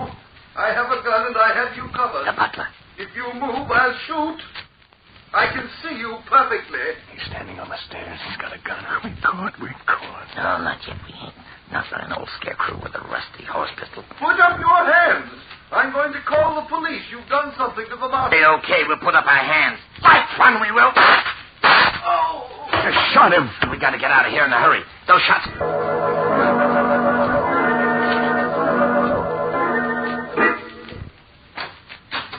Okay, here we are. Come on in. Well, why did you make me come here? Why can't I go home? You heard me. Come on in. It's better. Now, take off your hat and stay a while. But I can't stay, Mike. My wife, she'll be worrying. Home to her. You've got other things than your wife to worry about, chum. What do you mean, Mike? I mean the cops. Or have you forgotten you're wanted for murder? No, I haven't forgotten. I'll never be able to forget. Oh, why did you kill them? Why? Well, it was either kill them or go to jail. Or would you rather have gone to jail, huh? No, but I'm all mixed up. Did I get into this anyway? You needed dough. That's how you got into this. And you got it, so now cut out the sob stuff. Why wouldn't you let me go home? Why did you make me come here to your room? You're here so you and me can have a little talk. What kind of a talk? Well, chum, that door and that safe open. You and me got a future together. I won't do it. I won't. Sure you can always send a little note to the cops. They'd get you, too. I'd be a long ways up here. You gotta sit quiet. You can say, You don't think you can pull a job and go on as if nothing had happened. Somebody's always got to do another. I did it only for a minute now, and you can't get out. Wait. I have a get it off my chest. Oh, no, you don't. You see, the second if I thought... Get let go. You got me into this. You know it. Take that gun away from me. I'll play you. Oh. Mike. He's dead. I've got to get away. In a daze of horror, he made his way to the street. Thoughts which he could not control round in his head. They'll hang me. But I had the money. The money to make Mary. Now they'll catch me. They'll hang me. I've got to. Paid for somehow. But if you can escape, if you're lucky. I need a drink. I've got to have a drink before I go crazy. So Edward Harrison street, and struggling to control his shaking as normal, he ordered a double whiskey and gulped it. His senses cleared a little. He heard the radio at the end of the bar, broadcasting a warning to the city. Attention. The police department for the following man. Committed in the Buxton Park. Please make a note of the following. Say, buddy, what's the radio off for? Because I was... See? And I got a knife. I want to hear it. So I'm going to turn it back on again. No, you mustn't. I'm going to. If you try a gun right here under the bar, see what that dirty killer looked like. I repeat, beyond height, lean and wiry, with reddish-brown hair, in Buxton Park earlier this evening. Man reported once to now turn you back to our regular night owl program of popular dance tunes.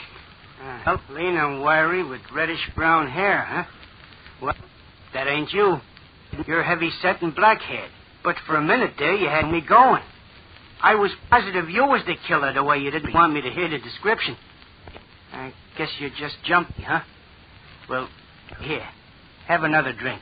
On the house. Thanks. I need some sleep. Yeah, that's what I need. Some sleep. How close he had come to giving himself away, Edward Harrison hurried. Mike the police were looking for, not Edward Harrison. They had. Edward Harrison was safe. His old good luck, Edward asleep. Quiet and troubled by nightmare, Mary was already preparing breakfast. Good morning, darling. You? I was pretty late. I stopped at the shop. It was pretty did a little work.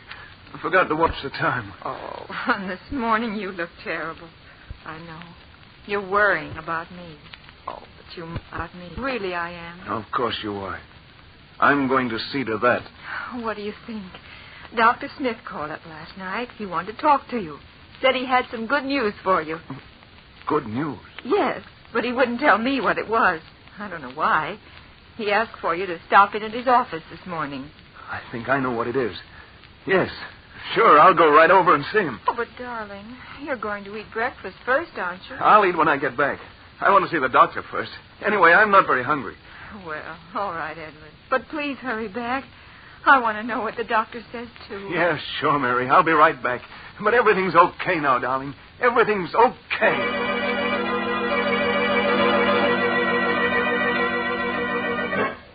After he left the house, Edward bought a morning paper.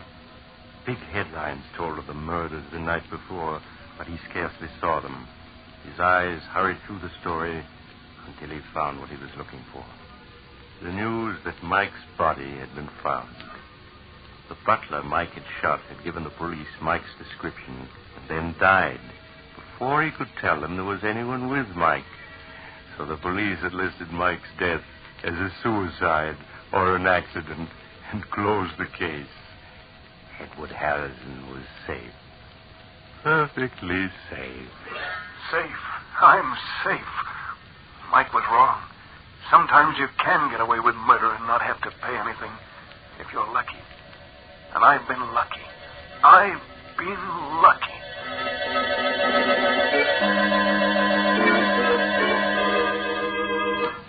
When Edward Harrison entered my office, he sat down beside my desk and tossed a folded newspaper into the wastebasket. His expression was that of a man who had just faced disaster and been rescued at the last moment. Good morning, Doctor. Mary said you'd phoned. You had good news. Yes, Mr. Harrison, I called you last night after I got in touch with Dr. Richards. I wanted to tell you that he had agreed to operate on your wife. Oh, that's swell, Doctor. And I've got the money right here in my pocket. Money, yes. Yes, I was also going to tell you that Dr. Richards had said not to worry about it. You could take as long as you wanted to pay it. As long as I wanted? Yes. Then it wasn't necessary. I didn't have to do it. I didn't have to do it. I'm afraid I don't understand. Never mind, Doctor. I mean, I've got the money. I want to pay it. He's got to take it right away. Well, what's the matter? What are you looking at me like that for?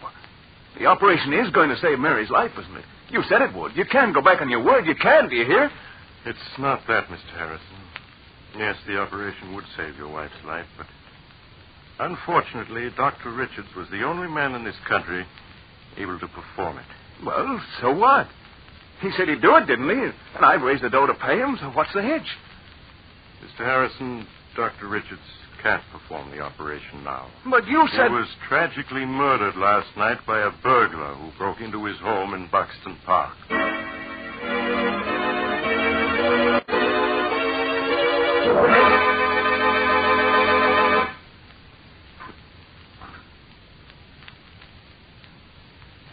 This is the mysterious traveler again.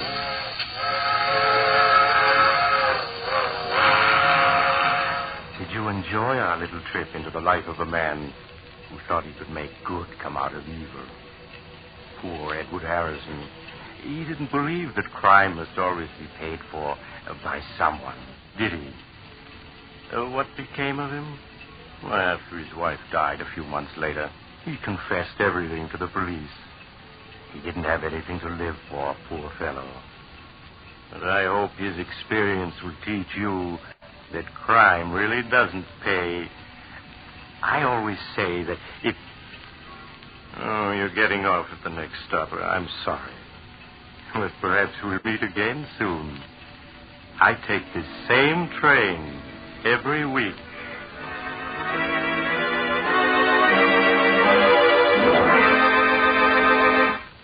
You have just heard Chapter 42 of The Mysterious Traveler, a series of dramas of the strange and terrifying. In today's story, Death Laughs Last, Philip Clark played Edward Harrison, Carl Emery played Mike, and Elizabeth Morgan played Mary Harrison. The Mysterious Traveler is written by Bob Arthur and David Cogan, and original music is played by Henry Silverne. The entire production is under the direction of Jock McGregor.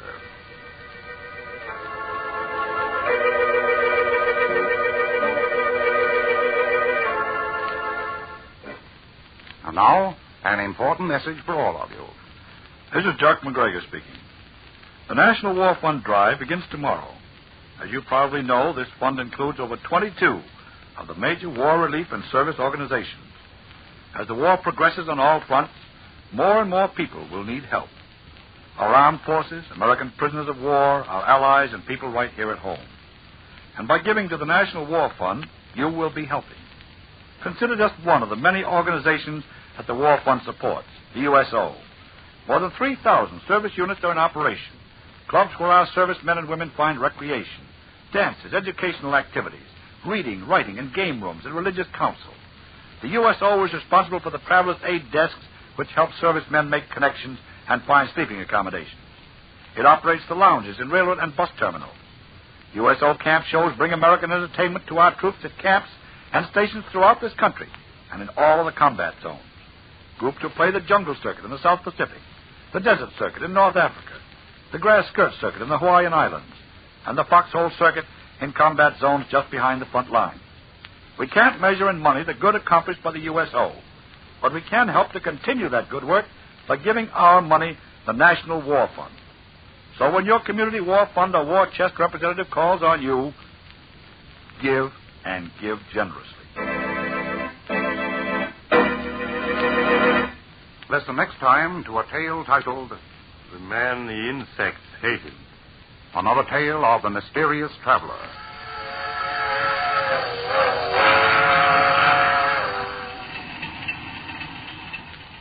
The Mysterious Traveler is presented by WOR Mutual from the WOR studios in New York. Beginning Saturday, October 7th, The Mysterious Traveler will be heard at a new time. It will be presented every Saturday evening at 10:30 Eastern Wartime over most of these same stations. So remember the new time, 10:30 p.m., Saturdays. This is Mutual.